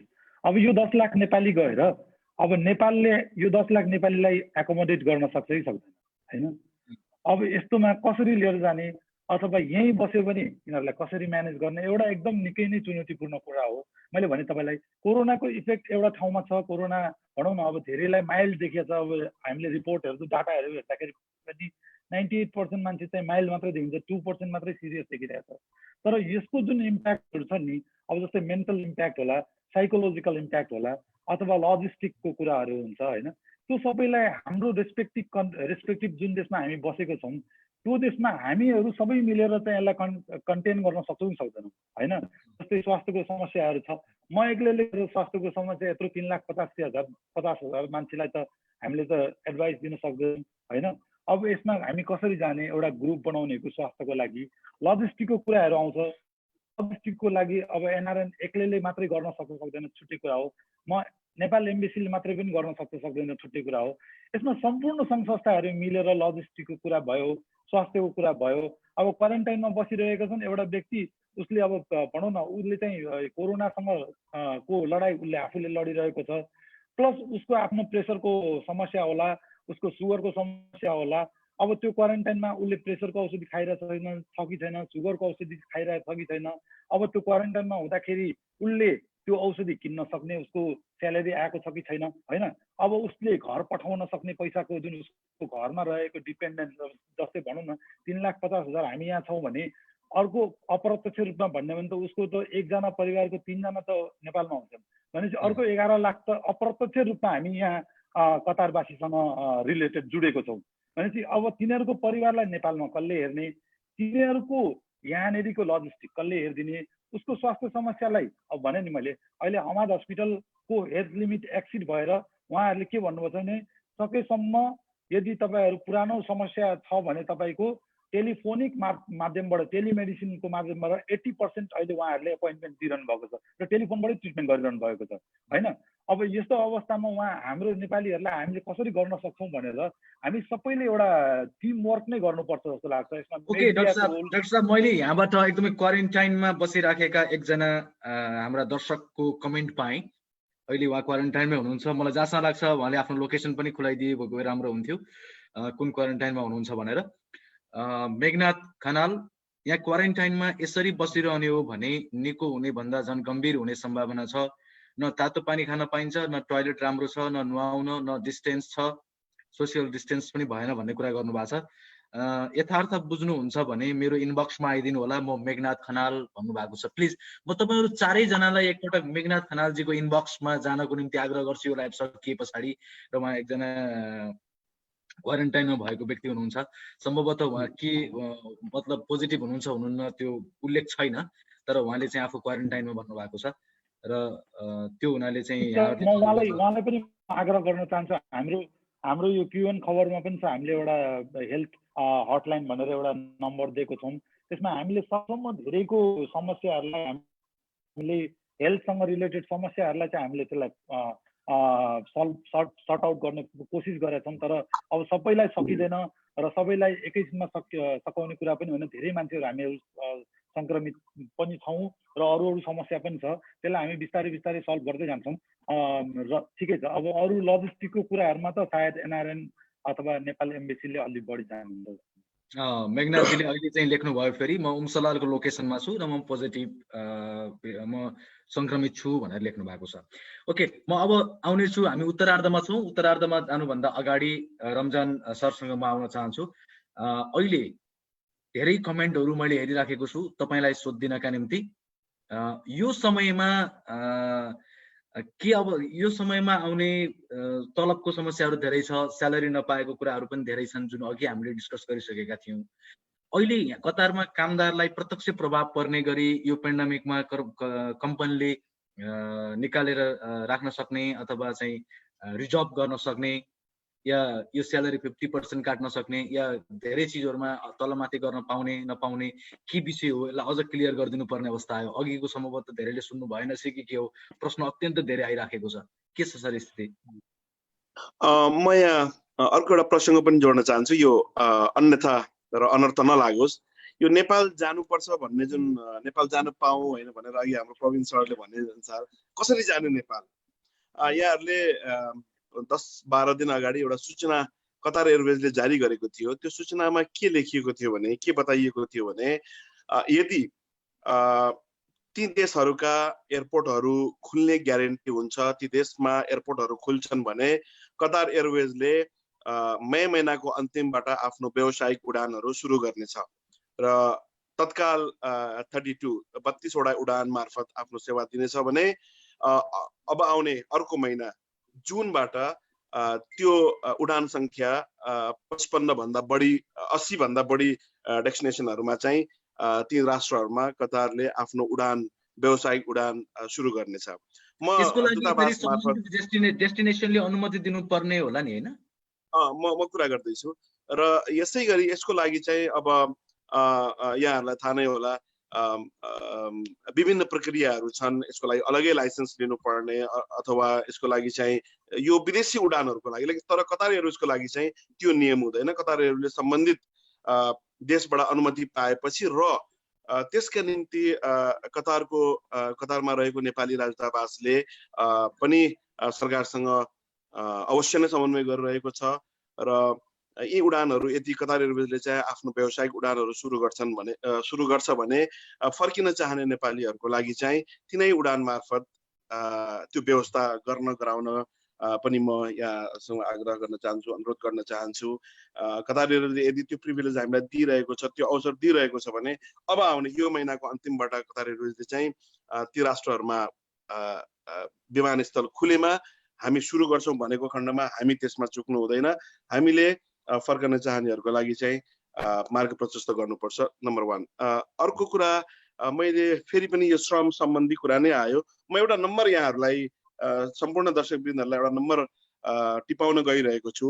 हिजो मात्र कतारको गृह मन्त्रालयको पब्लिक रिलेसन डिपार्टमेन्टले नागरिक सम्पर्क विभागले केही नम्बरहरू आपतकालीन केही नम्बरहरू जारी गरेको थियो त्यसमा एउटा नम्बर छ 40280660 40280660 यो हप्ताको 7 दिन यो नम्बर सुचारू रहे तापनि मैले एक दुई पटक यो भन्दा पहिला यो नम्बर कहीँबाट पाएको थिएँ प्राप्त गरेको थिएँ कल गर्दा 5 दिन चाहिँ यसमा मैले उत्तर पनि पाएँ मैले मेरो जिज्ञासा पनि राख्ने मौका पाएँ र अर्को एउटा एसएमएस अब यो एक्टिभ भएको छ 20 मा यो एक्टिभ थिएन सुरुमा 5 नम्बर डायल गर्ने त्यसपछि आफ्नो आइडी नम्बर अथवा आफ्नो भिजा नम्बर टाइप गर्ने र 92727 यो चाहिँ हप्ताको 7 दिन 24 घण्टा सुचारू रहन्छ र यसमा विभिन्न भाषामा तपाईले राख्नुभएको जिज्ञासाको प्रत्युत्तर पाउनुहुनेछ यो कतारको व्यावसायिक श्रम तथा सामाजिक मामिला मन्त्रालयको नम्बर हो यस नम्बर मार्फत आफ्ना गुनासा आफ्ना जिज्ञासाहरू राख्न सक्नुहुनेछ थर्डमा स्यालेरीको कुरा आयो मैले अघि पनि यहाँहरूलाई जानकारी गराएँ कुनै कम्पनी यदि कोभिड-19 को प्रकोपबाट त्यो कम्पनीलाई कुनै असर परेको छैन भने त्यो कम्पनीले कुनै पनि हालतमा कुनै पनि सेवा सुविधा कटौती गर्न पाउँदैन एग्रीमेन्ट पेपर आफ्नो एग्रीमेन्टमा भएको करार पत्रमा भए अनुसारको सम्पूर्ण सुविधाहरू दिनुपर्ने हुन्छ यदि कुनै कम्पनी कोभिड-19 बाट प्रभावित भएर त्यो कम्पनीको अवस्था नाजुक छ भने पनि उसले कसैलाई कामबाट निकाल्न पाउँदैन उसको खाने बस्ने लगायत अन्य सेवा सुविधामा कुनै कटौती गर्न पाउँदैन तर आपसी समझदारीमा ज्याला घटाउन पाउनेछ कार्य जुन समयावधि छ त्यसलाई कम गर्न पाउनेछ तथापि स्यालेरी आधा घटाउने कुनै कानुन नयाँ अवलम्बन भएको छ न स्यालेरी नदिने भन्ने अथवा तलब नदिने भन्ने कुनै कानुन नै आएको छ यस भ्रममा नपर्नु होला तपाईलाई कम्पनीले विभिन्न पेपरहरुमा साइन गराउन सक्नेछ दस्तखत गराउन सक्नेछ यो टेम्पररी एग्रीमेन्ट भनेर पनि केही कम्पनीहरुले भनेको गुनासो हामीले पनि पाएका छौं तसर्थ कुनै पनि पेपरमा साइन गर्नु भन्दा पहिला त्यसलाई पढ्नु होला त्यसलाई हेर्नु होला तर कतारमा अहिलेसम्म स्यालेरी नदिने घटाउने भन्ने कुराको कुनै नयाँ कानुन नआएको म यहाँहरु समक्ष राख्न चाहन्छु धन्यवाद छ म अब एकपटक दूतावाससँग एउटा प्रश्न यहाँ धेरै आइरह्यो यो प्रश्न पनि म यहाँहरुसँग राख्न चाहन्छु कहाँनिर म यहाँनिर आइराखेको थियो अहिले दूतावाससँग जोडिएर अन्य प्रश्नहरु पनि आइरहेका छन् यो पेन्डेमिकसँग सम्बन्धित भन्दा पनि धेरै लामो समयदेखि दूतावासमा पेन्डिङ भएका आफ्ना कामहरुका बारेमा पनि सोधिदिनु न भनेर सोध्नु भएको छ त्यो समस्याले पनि हो भिजा सकिएर घर जान भनेर बसेको 2 महिना भयो अझै कति दिन बस्ने हजुर भिजा सकियो यो कमेन्ट चाहिँ हामीले अघि पनि सम्बोधन गरिसकेका छौं म केही कमेन्टहरु लिन चाहन्छु दूतावाससँग सम्बन्धित केही कमेन्टहरु बाँकी छन् भने म लिन चाहन्छु प्लिज यहाँहरुले आफ्नो कमेन्टहरु राख्दै गर्नु होला यहाँनिर छ पोजिटिभको संख्या कति छन् यो पनि हामीले सम्बोधन गरिसकेका छौं दूतावासलाई प्राप्त भएको ओके लेख्दै जानु हुनेछ र एउटा प्रश्न यहाँ गरिएको छ यदि नेपालले डेस्टिनेसन खोलिदिएको खण्डमा कतार जान सक्छ कतार एयरलाइन्सले नेपाल लान सक्छ भने नेपालले डेस्टिनेसन खोल्न सक्ने सम्भावना कति हुन्छ भनेर सोध्नु भएको छ अब मैले यहाँको भनेको नेपाल सरकार भनेको दूतावास नै हो दूतावासले पनि यसो हेर्नुपर्ने होला के छ स्थिति के भेट्नुहुन्छ तपाईहरुले केही जानकारी सम्भावना छ धन्यवाद प्रश्नको लागि अब यो जुन अघि हाम्रो रमजान जीले पनि भन्नुभयो यो कतार एयरवेजले चाहिँ अब जुनदेखि विभिन्न डेस्टिनेसनमा आफ्नो उडान सुरु गर्ने र त्यसमा हामीले नेपाललाई पनि राखिदेऊ भनेर भन्ने जुन उहाँको प्रस्ताव हो म उहाँलाई के आग्रह गर्न चाहन्छु भने तपाई मार्फत सबैलाई हाम्रो सम्माननीय प्रधानमन्त्रीज्यू र कतारका महामहिम प्रधानमन्त्रीज्यू बीच जुन वार्ता भएको थियो टेलिफोनिक कन्भर्सेसन 23 अप्रिलका दिन त्यसमा हाम्रो सम्माननीय प्रधानमन्त्रीज्यूलाई चाहिँ कतारका महामहिम प्रधानमन्त्रीज्यूले भन्नुभएको छ स्पष्ट कि हामीले चाहिँ आगामी जुन महिनामा हाम्रो उडानहरु सुरु गर्छौं र नेपाललाई पनि डेस्टिनेसनमा हामी इन्क्लुड गर्छौं भनेर उहाँले भनिसक्नु भएको छ यो भन्दा उच्च स्तरमा अब हामीले पाउने आश्वासन यो नै सबैभन्दा उच्च स्तर हो भन्ने मलाई लाग्छ किनभने दुई देशका हेड अफ गभर्नमेन्टको बीचमा जुन भएको संवाद छ हामीले यसलाई नै आधार मानेर पनि कतार एयरवेजले पक्कै पनि अब उनीहरुको चाहिँ डेस्टिनेसनमा नेपाललाई राख्छ भन्ने म चाहिँ तपाईको यो चाहिँ यो मार्फत यो लाइभ चाहिँ कन्फरेन्स मार्फत सबै नेपाली दाजुभाइ तथा दिदीबहिनीहरुलाई म अनुरोध गर्न चाहन्छु जुन अब काम पेन्डिङ भएर अड्किएको भन्ने छ, हामीले स्पष्ट रूपमा भनेका छौँ कि तपाईँको कुनै पनि कामको लागि हामी चाहिँ तपाईँको दूतावास खुल्ला छ, हाम्रो अफिसरहरू हुनुहुन्छ। हरेक दिन हामीले चाहिँ बिदाको दिन समेत, अरू बेलामा बिदाको दिन नखुल्ने दूतावास अहिले हामीले बिदाको दिनमा पनि खोलेका छौँ। के कामहरू अड्किएको छ हामीले चाहिँ त्यस्तो आउने मान्छेलाई हामीले दिएका छौँ। हेर्नुहोस्, काम हामीले रोकेका छैनौँ, काम सुचारू छ। र जुन अब श्रम स्वीकृतिका कुराहरू भनेपछि अब तपाईँको नेपालमा पनि बन्द भएछ, यहाँ पनि बन्द छ, यहाँको लेबर डिपार्टमेन्टमा पनि त्यो काम हुँदैन भनेपछि हामीले मात्रै अहिले यो श्रम स्वीकृतिका कामहरू यहाँबाट गर्यो र गरिदियो भने पछि गएर नेपालमा त्यो भिड बढेर तपाईँको धान्नै नसकिने हुन्छ।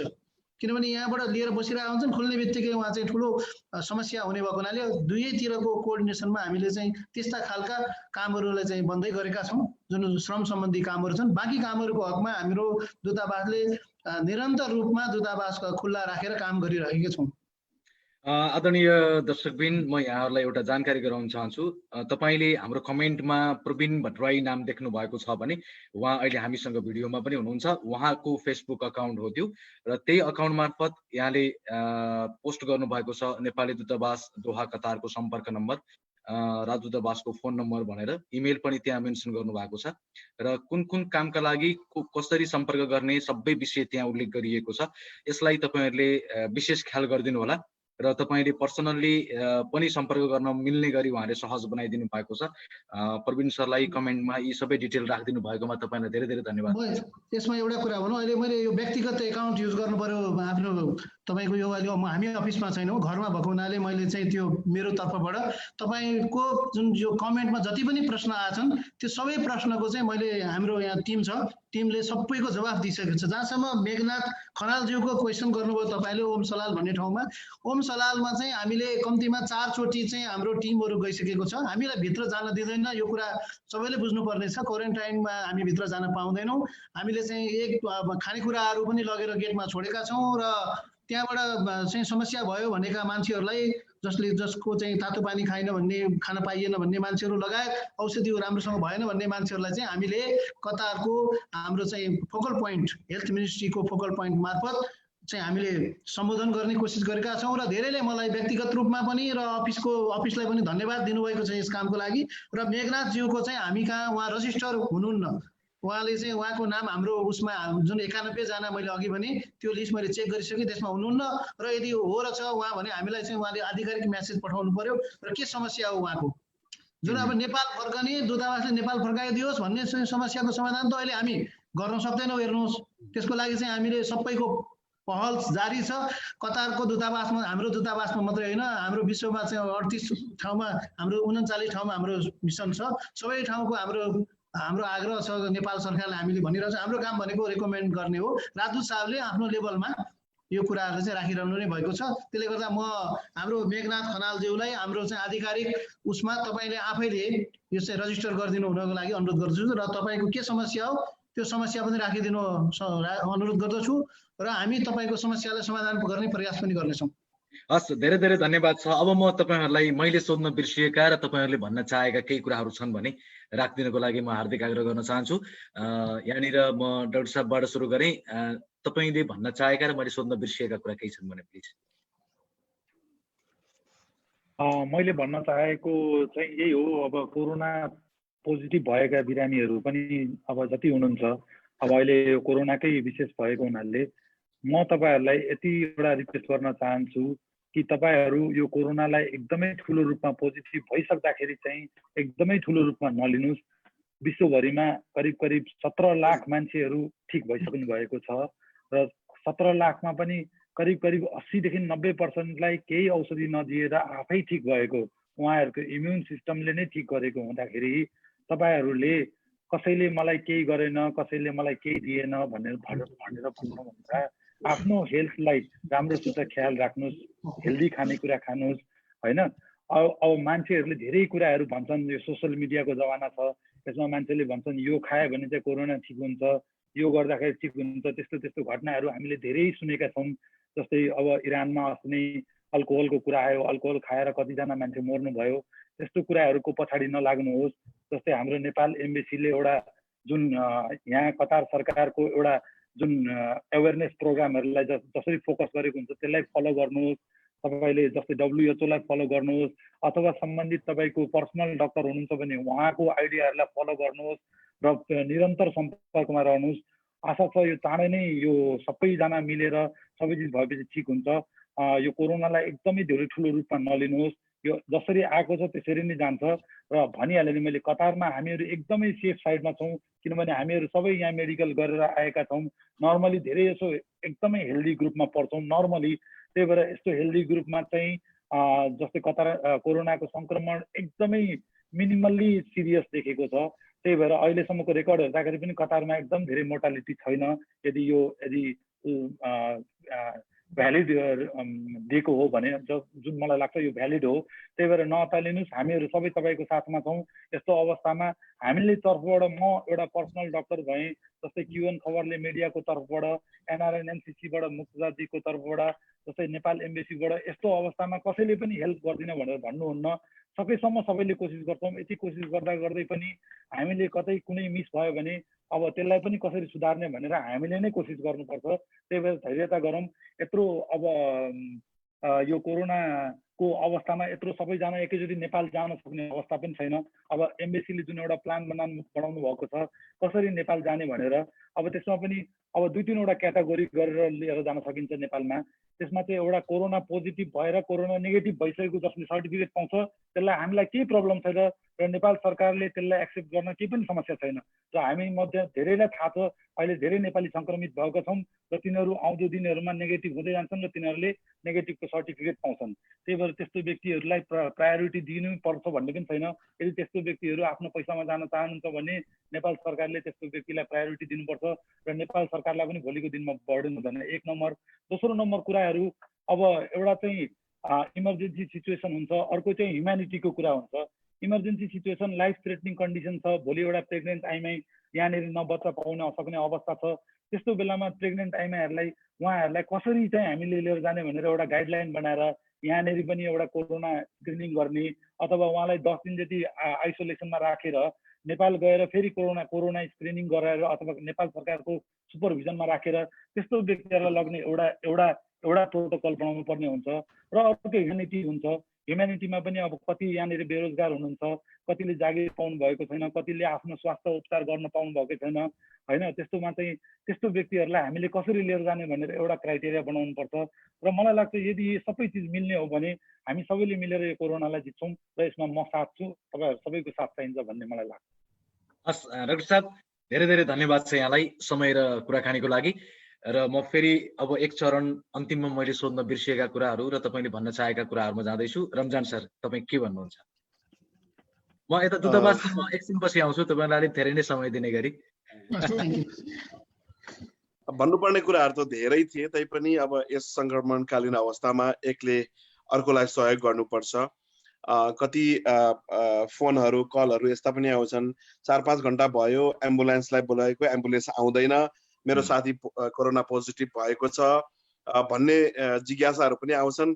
र हामीले दूतावाससँग प्रवीण सरसँग त मेरो प्राय यो बारेमा कुराकानी भइरहेको हुन्छ। कति साथीहरूले आफ्नो डिटेल्स उपलब्ध गराइदिँदैनन्, जसले गर्दा हामीलाई सहयोग गर्न पनि कहिलेकाहीँ अप्ठ्यारो हुन्छ।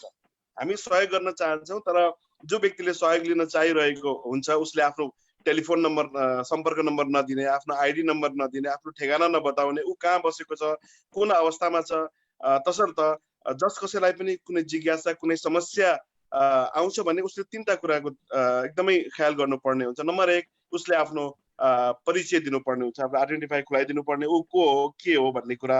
नम्बर 2, ऊ कहाँ बसेको छ, कुन एरियामा बसेको छ, कुन बिल्डिङमा बसेको छ, कुन रोडको कति नम्बर उसको घर हो, त्यो बारेमा उसले बताइदिनु पर्ने हुन्छ।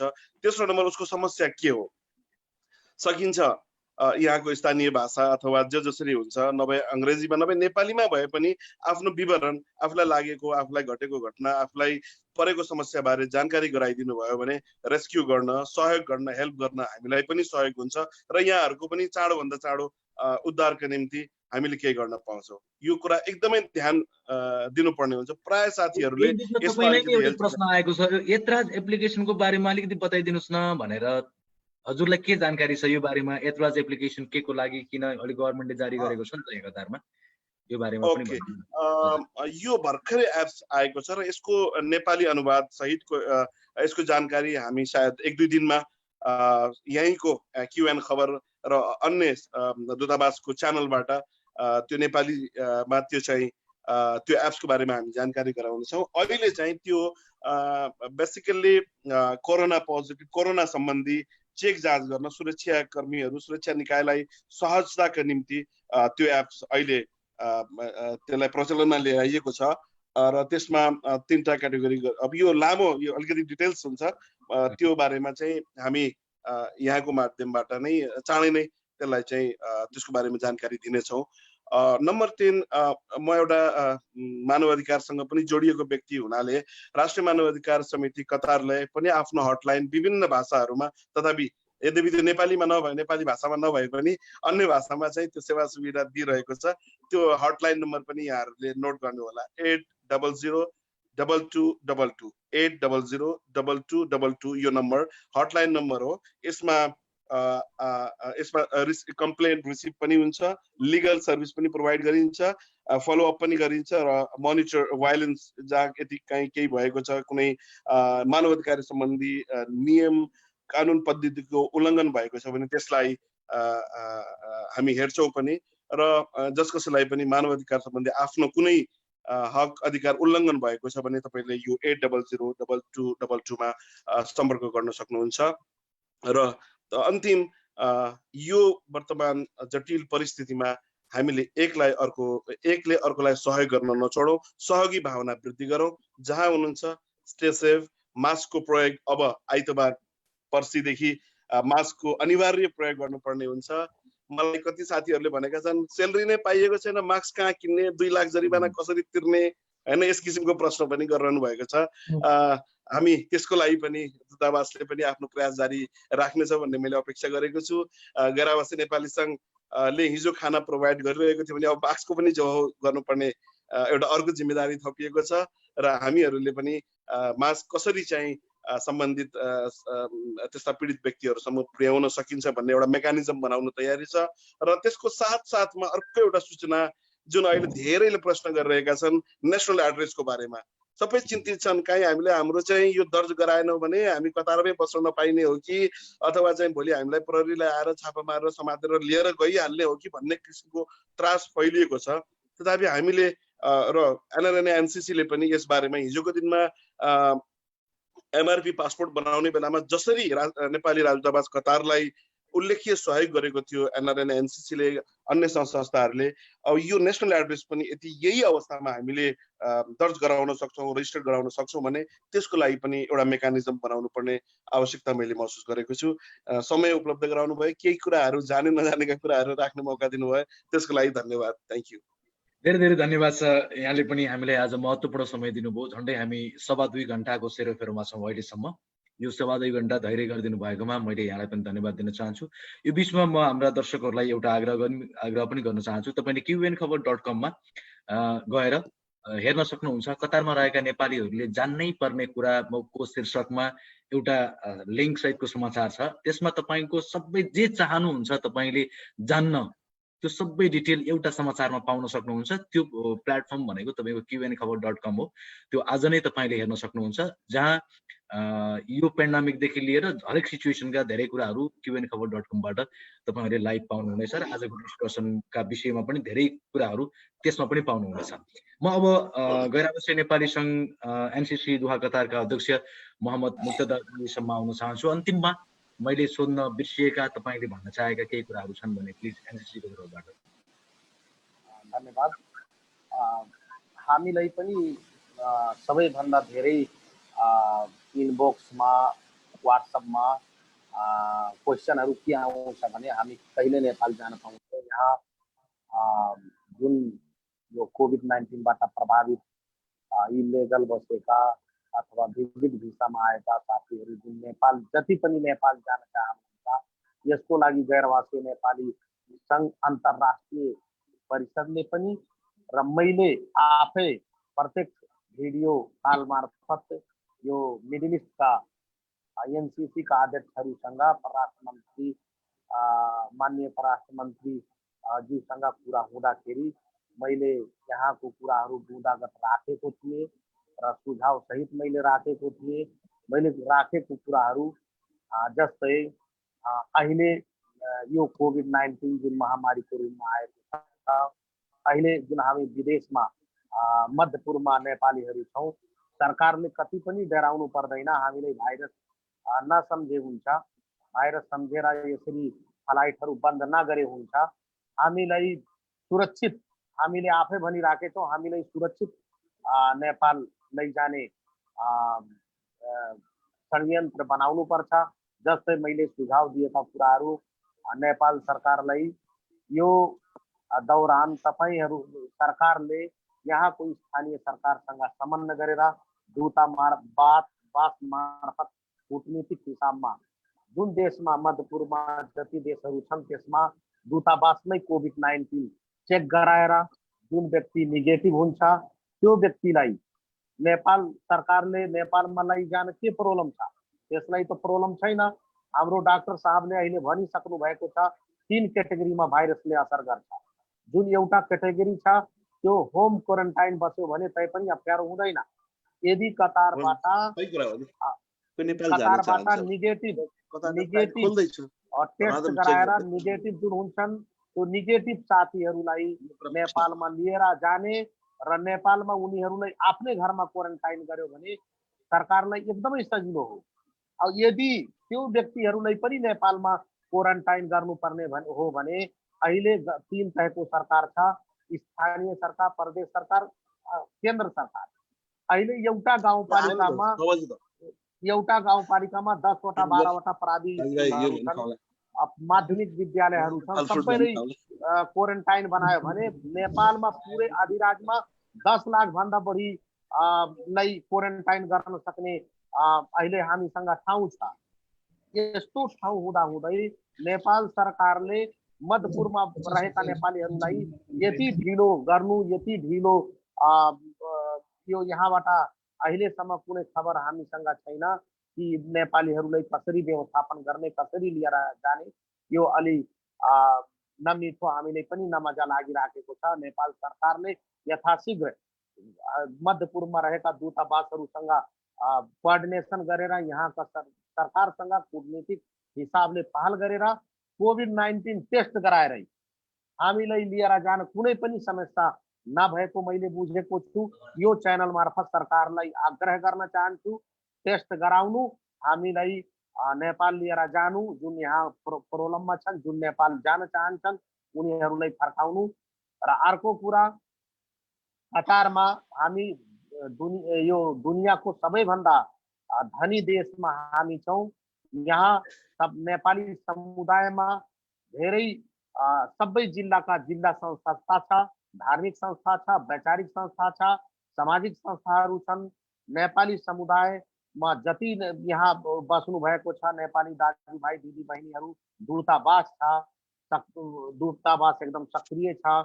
यस्तो स्थितिमा हामीले डराउनु पर्ने जरुरी मैले देखिँदैन। तपाईहरूलाई कुनै पनि अप्ठ्यारो छ भने तपाईँ आफ्नो जिल्लाको जिल्ला संस्थासँग समन्वय गरेर जिल्ला संस्थासँग कम्प्लेन गर्नुहोस्। उहाँहरूबाट हामीसम्म आयो भने हामीले तपाईहरूलाई खाद्यान्न दिन सक्छौँ। र यहाँ आधा मिनट सर, यो यहाँ विश्वको सबैभन्दा धेरै ठुलो यो धनी देशमा हामी छौँ। यहाँ कतार चाटी छ, रेड क्रस छ। यस्तो ठाउँमा हामीले कुनै पनि नेपाली भोकै मर्नु भनेको हामी कोअर्डिनेसन नगर्न सक्नु हामीले बुझ्नुपर्छ।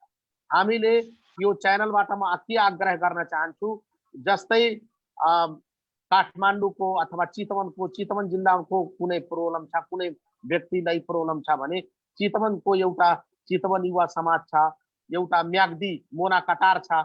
यस्तो आफ्नो आफ्नो जिल्लामा भएको जिल्ला सङ्घ संस्थासँग कोअर्डिनेट गरेर त्यो प्रब्लम हामीसँग आयो, दूतावाससँग आयो भने हामी अवश्य नै सल्भ गर्नेछौँ।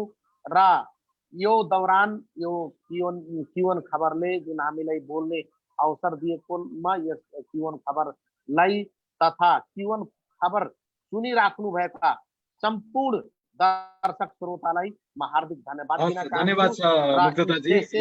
यो तपाईँको पनि समय र आज यति लामो समय हामीसँग संवादमा रहिदिनु भयो। यो जनसरोकारमा वृहत संवाद कोरोना विशेष संवादमा आज रहिदिनु भएकोमा तपाईँलाई धेरै धेरै धन्यवाद छ। यो बिचमा आएका टिका टिप्पणीहरू धेरै छन्। एउटा कमेन्ट उपलब्ध भएको छ तपाईँले बोल्दै गर्दाखेरि, यो बेलामा जिल्ला संस्थाहरू सबै निष्क्रिय भएर बसेका छन्, कहिले काम लाग्छन् ती संस्थाहरू भन्ने खालको घोचेर प्रहार भयो। तपाईँले बोल्दै गर्दा निष्क्रिय संस्थाहरू भनेर कमेन्टमा उपलब्ध भएको त्यो हामीले उल्लेख गर्यौं। सायद जिल्ला संस्थाहरूले पनि अन्तिममा हामीले प्राप्त गरेको यो कमेन्ट पछि उहाँहरूले ख्याल गर्नु होला। ओके, ठिक छ, आजको संवादमा रहिदिनु भयो। यो समयको लागि धेरै धेरै धन्यवाद छ। म अब प्रवीण सर र रिचा म्याम तर्फ जान चाहन्छु। रिचा म्याम, अब सूचनाका हिसाबले धेरै सूचनाहरू प्राप्त भएका र कार्यक्रमको अन्तिमतर्फ आज धेरै कुराहरू जान्न पाइयो, धन्यवाद छ भन्ने कुराहरू आयो। यो भनेको आज पोजिटिभ रिजल्ट प्राप्त भएको छ हाम्रो दर्शकहरूलाई, किनभने धेरै कुरा उहाँहरूले थाहा पाउनुभयो। अघिसम्म प्रश्न आउँथ्यो भने अहिले आज राम्रो गर्नुभयो, यहाँहरूबाट हामीले धेरै प्रश्नको जवाफ पाउन सक्यौँ भन्ने खालका प्रश्न कमेन्टहरू आउन सुरु गरेका छन्। यसले लाग्छ कि आज धेरै गुनासाहरू मेट्न सक्यौँ। अब अन्तिममा मैले सोध्न बिर्सिएका र तपाईँहरूलाई भन्न मन लागेका कुराहरू केही छन् भने प्लिज। धन्यवाद सर, विजय सर। मैले अब मुख्य गरी कतारमा रहने 3,51,000 जो नेपाली दाजुभाइ दिदीबहिनीहरू विभिन्न पेसा र व्यवसायमा आबद्ध हुनुहुन्छ, उहाँहरूलाई दूतावासको तर्फबाट म फेरि पनि एकचोटि विनम्र आग्रह गर्न चाहन्छु, हामीले प्रयोगमा ल्याएको रजिस्ट्रेसन फर्म भरिदिनुहोस्। यो फर्म भर्दा तपाईँहरूलाई पनि फाइदा हुन्छ र नेपाल सरकारलाई पनि फाइदा हुन्छ, किनभने यसबाट हामीले डेटाहरूलाई चाहिँ एनालाइसिस गर्न सकिन्छ र भोलि चाहेको बखतमा चाहिँ नेपाल सरकारले मागेको बखतमा हामीले त्यो डेटाको आधारमा हामीले चाहिँ सूचना सम्प्रेषण गर्न सक्छौँ। र त्यसको लागि म पुनः एकचोटि यहाँ कतारमा रहनुभएका सम्पूर्ण दाजुभाइ तथा दिदीबहिनीहरूलाई यो हाम्रो रजिस्ट्रेसन फर्म भरिदिनु होला। यो रजिस्ट्रेसन फर्म चाहिँ नेपाल एम्बेसीको वेबसाइट र नेपाल एम्बेसीको फेसबुक पेजमा छ, 1 नम्बर। 2 नम्बर, नेपाली राजदूतावासको तर्फबाट कतार सरकारलाई म धन्यवाद व्यक्त गर्न चाहन्छु।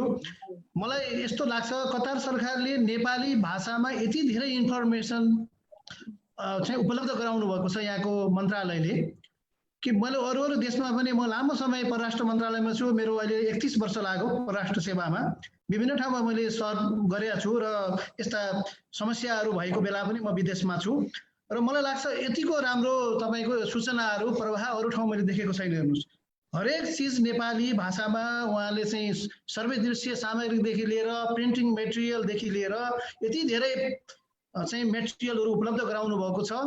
त्यस कुरामा म कतार सरकारलाई एकदमै धन्यवाद दिन्छु। जहाँसम्म पहुँचको कुरा, सूचनाको पहुँचको कुरा छ, म एउटा कुरा यहाँलाई जानकारी गराउँ। मैले 7 दिन अगाडि मैले एउटा सूचना हालेको थिएँ फेसबुकमा, जो 94 जना नेपाली कामदारहरू कतारबाट फर्किएका छन्, उहाँहरूले पाउनुपर्ने जुन रकम छ फाइनल सेटलमेन्ट, त्यसको लागि मैले हालेको सूचना 3 लाख भन्दा बढी मान्छेले हेर्नुभएको छ भनेपछि सूचनामा एक्सेस नभएको मान्छे नै हुनुहुन्न यहाँ, जसले पनि फेसबुक धेरैले हेर्नु नै हुन्छ। हेर्नुहोस्, 3 लाखले हेर्नुभएको छ कुनै, किनभने त्यो पैसासँग जोडिएको कुरा थियो सम्भवतः उहाँहरूले त्यसमा धेरै, जस्तै भन्नु कोही मान्छे सूचनामा चाहिँ हाम्रो फेसबुक पेजमा गएर हेर्ने भए त्यो सूचनाको यति धेरै हेर्नुहुन्छ। क्युएन खबरले चाहिँ हाम्रो सूचनाहरू सबै बाँडिदिनु भएको छ, सेयर गरिदिनु भएको छ। उहाँहरूको कहिलेकाहीँ उहाँहरूको चाहिँ पेजमा गएर म हेर्छु र त्यो कमेन्टहरूलाई लिएर पनि मैले जवाफ दिइरहेको छु। सम्भवतः हामीले हाम्रो फेसबुक पेजमा आएका कमेन्टहरूलाई सबै 100% हामीले जवाफ दिएका छौँ। अहिले पनि तपाईँले हेर्नुभयो भने हाम्रो यहाँ सरहरू साथीहरू नै हुनुहुन्छ, जति पनि क्वेसन उठेका छन् त्यसको सम्पूर्ण जवाफ हामीले दिइसकेका छौँ। अहिले यही कमेन्टमा पनि मैले देखिराखेको छु। नितेश सरको नम्बर पाउन भन्दै गर्दाखेरि पनि अरू साथीहरूले नितेश सरको नम्बर कमेन्टमा पठाइदिइरहनु भएको छ। यसले पनि दिन चाहन्छु भने कतार सरकारले तपाईँको हामीलाई हाम्रो कुनै पनि नागरिकहरूलाई चाहिँ उपचारमा भेदभाव गरेको छैन। भलै भाषाको कारणले अथवा हाम्रो चाहिँ कम्प्लेन गर्न नजान्नको कारणले केही समस्या भएको छ भने हामीलाई भन्नु पर्यो। हामीले कोसिस गरिरहेको छौँ। हामीले तपाईँको दूतावासको टिमै लागेको छ यसमा। महामहिम राजदूतज्यूको आफ्नै च्यानल मार्फत पनि उहाँले कोसिस गरिराख्नु भएको छ। हामीलाई चाहिँ उहाँबाट प्राप्त निर्देशन अनुसार उपनियोग प्रमुखज्यूको हाम्रो चाहिँ जुन टिम छ उहाँले हामीलाई दिने निर्देशन अनुसार हामीले चाहिँ यहाँ फोकल पोइन्टमा हामीले काम गरिरहेका छौँ। त्यसले गर्दा उपचारको कुरामा पनि कतार सरकारले त्यसरी भेदभाव गरेको छैन र उपचार भइराखेको छ। जसले पाउनु भएको छैन उपचार लाग्छ उहाँहरूलाई नबुझेर पनि हुन्छ। डाक्टर साहबले एकदमै राम्ररी भन्नुभएको छ कि यसका स्टेजहरूको बारेमा उहाँले व्याख्या गरिदिनु भयो। त्यसले गर्दा नआतिनुहोस्। मैले त यतिसम्म भन्ने गरेको छु कि यो कोभिड-19 लाई जितेर आएका मान्छेहरूको मैले उदाहरण दिएको छु। अमेरिकामा चाहिँ यी मेरा साथीहरू हुन्, उहाँहरूको लिङ्क मैले सेयर गरेको छु उहाँहरूलाई कि उहाँले जितेर आउनुभएको छ, तपाईँले पनि जित्नुहुन्छ। त्यसले गर्दा उहाँहरूबाट यो चाहिँ तपाईँको सूचनाहरू उहाँहरूको फेसबुक पेज पनि भिजिट गर्नु गरिराख्नु छ। त्यो एउटा मैले भने। दोस्रो कुरा, कतारले चाहिँ यो कोभिडकै सिलसिलामा कतारका मौसुममा अमिरबाट पनि 17 जना हाम्रो नेपाली दाजुभाइहरूलाई चाहिँ क्षमादान दिनुभएको छ। र यही बिचमा रमजानको अवसरमा पनि म आज पहिलोचोटि तपाईँहरूलाई थाहा दिँदैछु, तपाईँहरू मार्फत सबैलाई 8 जना नेपालीहरूले चाहिँ तपाईँको क्षमादान पाउनु भएको छ कतार सरकारबाट। र बाँकी तपाईँको 17 जना तपाईँको कोभिड रिलेटेड सिलसिलामा चाहिँ मानवीय उसमा आधारमा मौसुम कतारका अमिरले चाहिँ क्षमादान दिनुभएको छ भने अहिले 8 जना चाहिँ रमजानको अवसरमा पनि हाम्रा विभिन्न क्रियाकलाप भनौँ न अलिकति गैर कानुनी क्रियाकलापमा जेलमा रहेका मान्छेहरूले चाहिँ यसरी छुट पाउनु भएको छ। 8 जना हिजो हामीलाई सूचना प्राप्त भएको छ। पछिल्लो अपडेट हो यो चाहिँ 8 जनाको पछिल्लो अपडेट हो। 17 जनाको बारेमा त हामीले प्रेस स्टेटमेन्टै जारी गरेका छौँ, हाम्रो सूचना आइसकेको छ। 8 जनाको बारेमा पनि उहाँहरूलाई चाहिँ कतार सरकारले छोड दिएको छ र उहाँहरूलाई चाहिँ नेपाल लग्नलाई कतार सरकारले चाहिँ हामीलाई पनि एउटा किसिमको आग्रह गरेको छ कि उहाँलाई जति सक्दो चाँडो हामी चाहिँ नेपालमा लगिदिन्छौँ भनेर उहाँले आग्रह गर्नुभएको छ। दोस्रो कुरा, अब उत्तरार्धमा छौँ, अब थोरै समयमा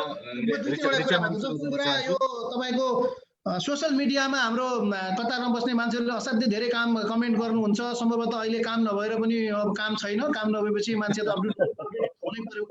कमेन्ट गर्दाखेरि म विशेष के आग्रह गर्न चाहन्छु हाम्रो नेपाली दाजुभाइ दिदीबहिनीहरूलाई भने यो कमेन्ट चाहिँ हामी नेपाली दूतावासले मात्रै हेर्दैन है। यो कमेन्टहरू चाहिँ कतारको गभर्मेन्टले पनि एकदम वाच गरिरहेको हुन्छ तपाईँले के कमेन्ट लेख्नु भइरहेको छ भनेर। त्यसले गर्दा होस्ट गभर्मेन्ट हामी भनेको यहाँ चाहिँ कतार सरकार हाम्रो होस्ट गभर्मेन्ट हो। हामी यहाँ चाहिँ उहाँहरूले दिएका कानुन नीति नियम निर्देशनहरूलाई हामीले चाहिँ अवलम्बन गर्नुपर्छ र यसरी कमेन्ट गर्दाखेरि कतार सरकारलाई चाहिँ त्यो अप्ठ्यारो पर्ने खालका शब्दहरूको प्रयोग नगरिदिनु होला प्लिज। म आज पनि भन्छु दूतावासलाई तपाईँ जति पनि कमेन्ट गर्नुहोस्, गाली गर्नुहोस्, हामीलाई हुन्छ, तर त्यो सोसल मिडियाको फर्ममा गएर तपाईँले चाहिँ त्यो कतार सरकारको बारेमा गलत कमेन्ट नगरिदिनु होला नबुझिकन।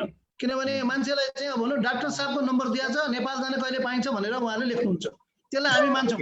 ओके, यहाँनिर एउटा कमेन्ट आयो। मैले अघि नै तपाईहरुलाई भनेको थिएँ हामी कार्यक्रमको उत्तरार्धमा सबैजनालाई पोजिटिभ वेबाट कार्यक्रम सक्दैछौँ, अर्थात् सबै सुन्ने। तेस्रो कुरा मैले सिधै हेरेँ विजय सर, मैले तेस्रो कुरा त्यो भने। तेस्रो कुरा मैले यो राहत बाँड्ने कुरामा हामी बिचमा कुनै कम्पिटिसन छैन। राहत नेपालीले पाउनुपर्छ, दुःख पाएका नेपालीहरूले, निडी पिपलले पाउनुपर्छ। यहाँ राहतको लागि तपाईँको चाहिँ एनआरएन एनसीसीले राहत दिएर हामी चाहिँ कतारको हाम्रो एनसीसीले बाँड्दाखेरि पनि हामी बिच मिलेरै बाँडिरहेको छौँ। हेर्नुहोस्, उहाँहरूले बाँडेका मान्छेले डबल नपरोस् भनेर हामी बेला बेलामा हाम्रो संवाद भइरहेछ। हामी मिलेरै बाँडिरहेछौँ र निडी पिपलले राहत पाउनुपर्छ। राहतमा हाम्रो कुनै कम्पिटिसन छैन। फोटो खिचेर चाहिँ तपाईँको सोसल मिडियामा तपाईँको हामीले राहत बाँडेको कुरा हाल्नु पनि छैन। हामीले चाहिँ हाम्रो यहाँ कतारको कानुनहरूलाई मान्नुपर्छ र व्यक्तिगत प्राइभेसी पनि छ तपाईँको। उहाँहरूको आग्रहलाई पनि हामीले चाहिँ फोटो खिचेर पनि हामीले फोटो हालेका छैनौँ। हेर्नुहोस्, यो राहतमा हाम्रो कुनै कम्पिटिसन छैन, यो कम्पिटिसनको कुरै होइन। हामीले राहत बाँड्ने हो जसरी पनि। त्यसले गर्दा हामीले सम्भवतः अब चाँडै नै फेरि एउटा मिटिङ राखेर यसमा कसरी, अब किनभने राहत त धेरैले बाँड्नुपर्छ, हामीसँग बजेटको पनि व्यवस्था हुनु पर्यो। त्यसले गर्दा हामी अर्को एउटा मिटिङ गर्छौँ। र अन्तिममा म आजको संवादको चाहिँ आयोजना गर्नुभएकोमा हाम्रो क्युएन खबर र क्युएन रेडियोको हाम्रो विजयजी र निमाजीलाई धन्यवाद दिन चाहन्छु। किनभने मलाई लाग्छ कतारमा सम्भवतः सबैभन्दा बढी नै क्युएन खबरलाई चाहिँ मान्छेले फलो गरिरहेको हुन्छन्, हेर्छन् पनि। र मैले आज तपाईँहरूलाई भनौँ कतिपय कुराहरू चाहिँ मैले पनि उहाँहरूबाट रेफरेन्स लिइरहेको हुन्छु, पाएर अथवा नपाएर भनेर पनि लिन्छु। किनभने म पनि अरबी भाषा जान्दिनँ, कयौँ पटक मैले चाहिँ तपाईँको उहाँहरूबाट पनि जानकारी लिन्छु।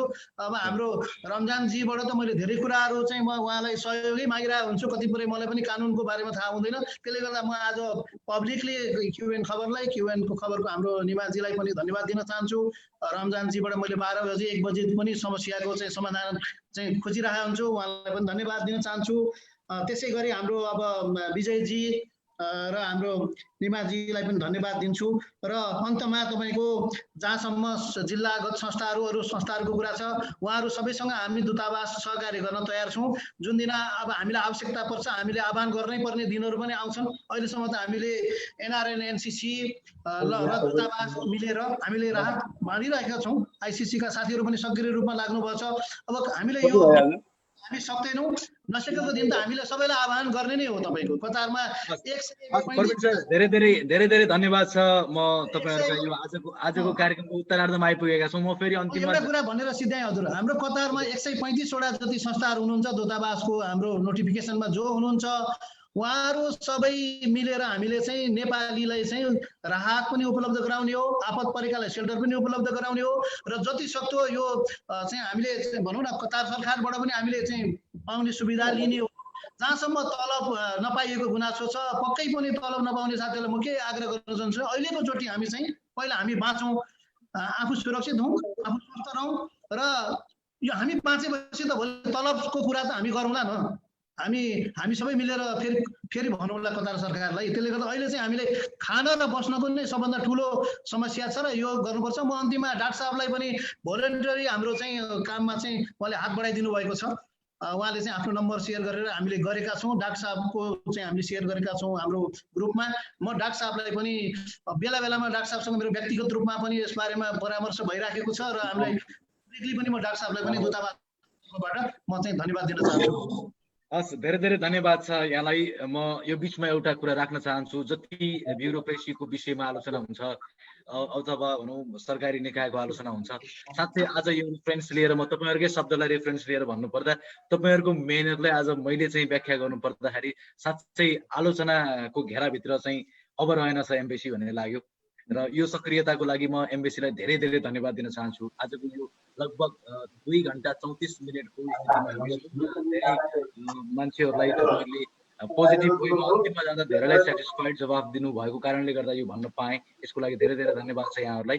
र सँगसँगै कतार सरकार जो अहिलेको स्थितिलाई पनि जति पनि देशका नागरिकहरू यो कतारमा बसिरहेका छन् सबैको स्वास्थ्यलाई विशेष चासो राखेर यो परिस्थितिमा अत्यन्त धेरै चासो र गम्भीरताका साथ स्थितिलाई राम्रो तरिकाले राखेको र उपचार हुनेको संख्या बढ्दो अवस्थामा संक्रमणलाई परीक्षण गर्ने दायरा पनि बढाएको कारणले गर्दाखेरि हामी आफैले हामी कतारमा रहँदा सुरक्षित छौँ भन्ने महसुस गर्न पाइरहेका छौँ।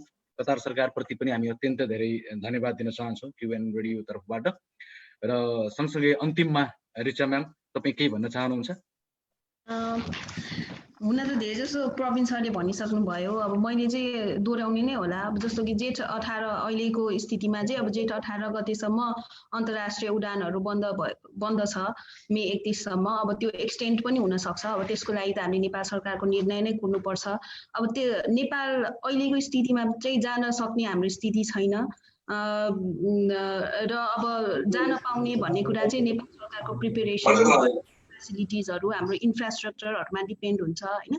र अब अहिले तत्काल चाहिँ अब हामी नेपाल जाने स्थिति छैन भनिसकेपछि अब अहिले चाहिँ हामीले यहीँ कतारमै कसरी हामी सुरक्षितसँग बस्न सक्छौँ, कसरी हामीले हाम्रो समस्यालाई समाधान गर्न सक्छौँ र कसरी हामी मिलिजुली बस्न सक्छौँ भन्ने कुरामै हामीले फोकस गर्नुपर्छ होला जस्तो लाग्छ। त्यही भएर त तपाईँहरूसँग खान र बस्नको लागि अहिले हामीले एकदमै प्रायोरिटाइज गरेको खाना र बस्नको समस्या हो। त्यही भएर नेपाल जान सक्ने स्थिति नहुन्जेलसम्मको लागि यदि तपाईँहरूलाई खाना र बस्नको स्टिल पनि हामी नेपाली राजदूतावास चाहिँ आह्वान नै गर्छौँ, हामीलाई तपाईँहरू सम्पर्क गर्नुहोस्। हाम्रो महामहिम राजदूतज्यूको निर्देशन नै के छ भन्दाखेरि हामीलाई चाहिँ फोन हाम्रो बसमा हुँदैन, हाम्रो कन्ट्रोलमा हुँदैन हैन। तैपनि अब एउटा रेस्पोन्स गरिसकेपछि चाहिँ मान्छेलाई एक किसिमको पोजिटिभ मेसेज जान्छ हैन। त्यही भएर अब खाना र बस्नको समस्याहरूको लागि अथवा स्यालेरीकै समस्याहरूको लागि चाहिँ तपाईँहरू हामीलाई सम्पर्क गर्न सक्नुहुन्छ र हामी चाहिँ र चिकित्सकको सल्लाहको लागि पनि सम्पर्क गर्न सक्नुहुन्छ र हामी चाहिँ तपाईँहरूको समस्यालाई सकेसम्म हामी सम्बोधन गर्ने प्रयास गर्छौँ। र आज चाहिँ हाम्रो विषयवस्तु राख्ने मौका दिनुभएकोमा हामी चाहिँ खबरलाई एकदमै धन्यवाद ज्ञापन गर्न चाहन्छौँ। धेरै धन्यवाद छ यहाँहरूलाई। र यो बिचमा तपाईँहरूकै अगाडि मैले एउटा मेसेज थ्रो गर्न चाहन्छु। जति पनि कमेन्टहरू आएका छन् आजका यी कमेन्टहरू यो कार्यक्रमका लागि हुन् र यिनै कार्यक्रममा तपाईहरुका कमेन्टहरु आउँछन् र यिनै कार्यक्रमबाट समाधान हुन्छ भन्ने अपेक्षा सहित तपाईहरुका कमेन्ट मागिएको हो र समग्र श्रोता दर्शकहरुका समस्या समाधान भए भन्ने हामीले अपेक्षा लिएका छौं र सँगसँगै म कतार सरकारलाई पनि धेरै धेरै धन्यवाद दिन चाहन्छु. Thank you so much Qatar. You are providing very secure environment to us in Qatar and who are watching right now with us in live this Zoom meeting with the Nepal embassy. So this is totally communicating program for Nepal, Nepali people actually, which is based on Doha. So thank you so much Qatar. It's very nice stay in Qatar here and we always say Nepalese people the Qatar is our second home. Thank you so much. आजको कार्यक्रममा तपाईहरु सहभागी भइदिनु भएकोमा तपाईहरु सम्पूर्णलाई म धेरै धेरै धन्यवाद दिन चाहन्छु. तपाईलाई पनि धन्यवाद. धन्यवाद. बिदा हौं. नमस्कार. Thank you. नमस्कार.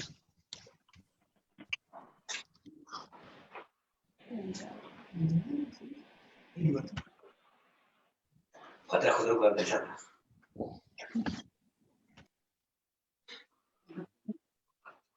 कतार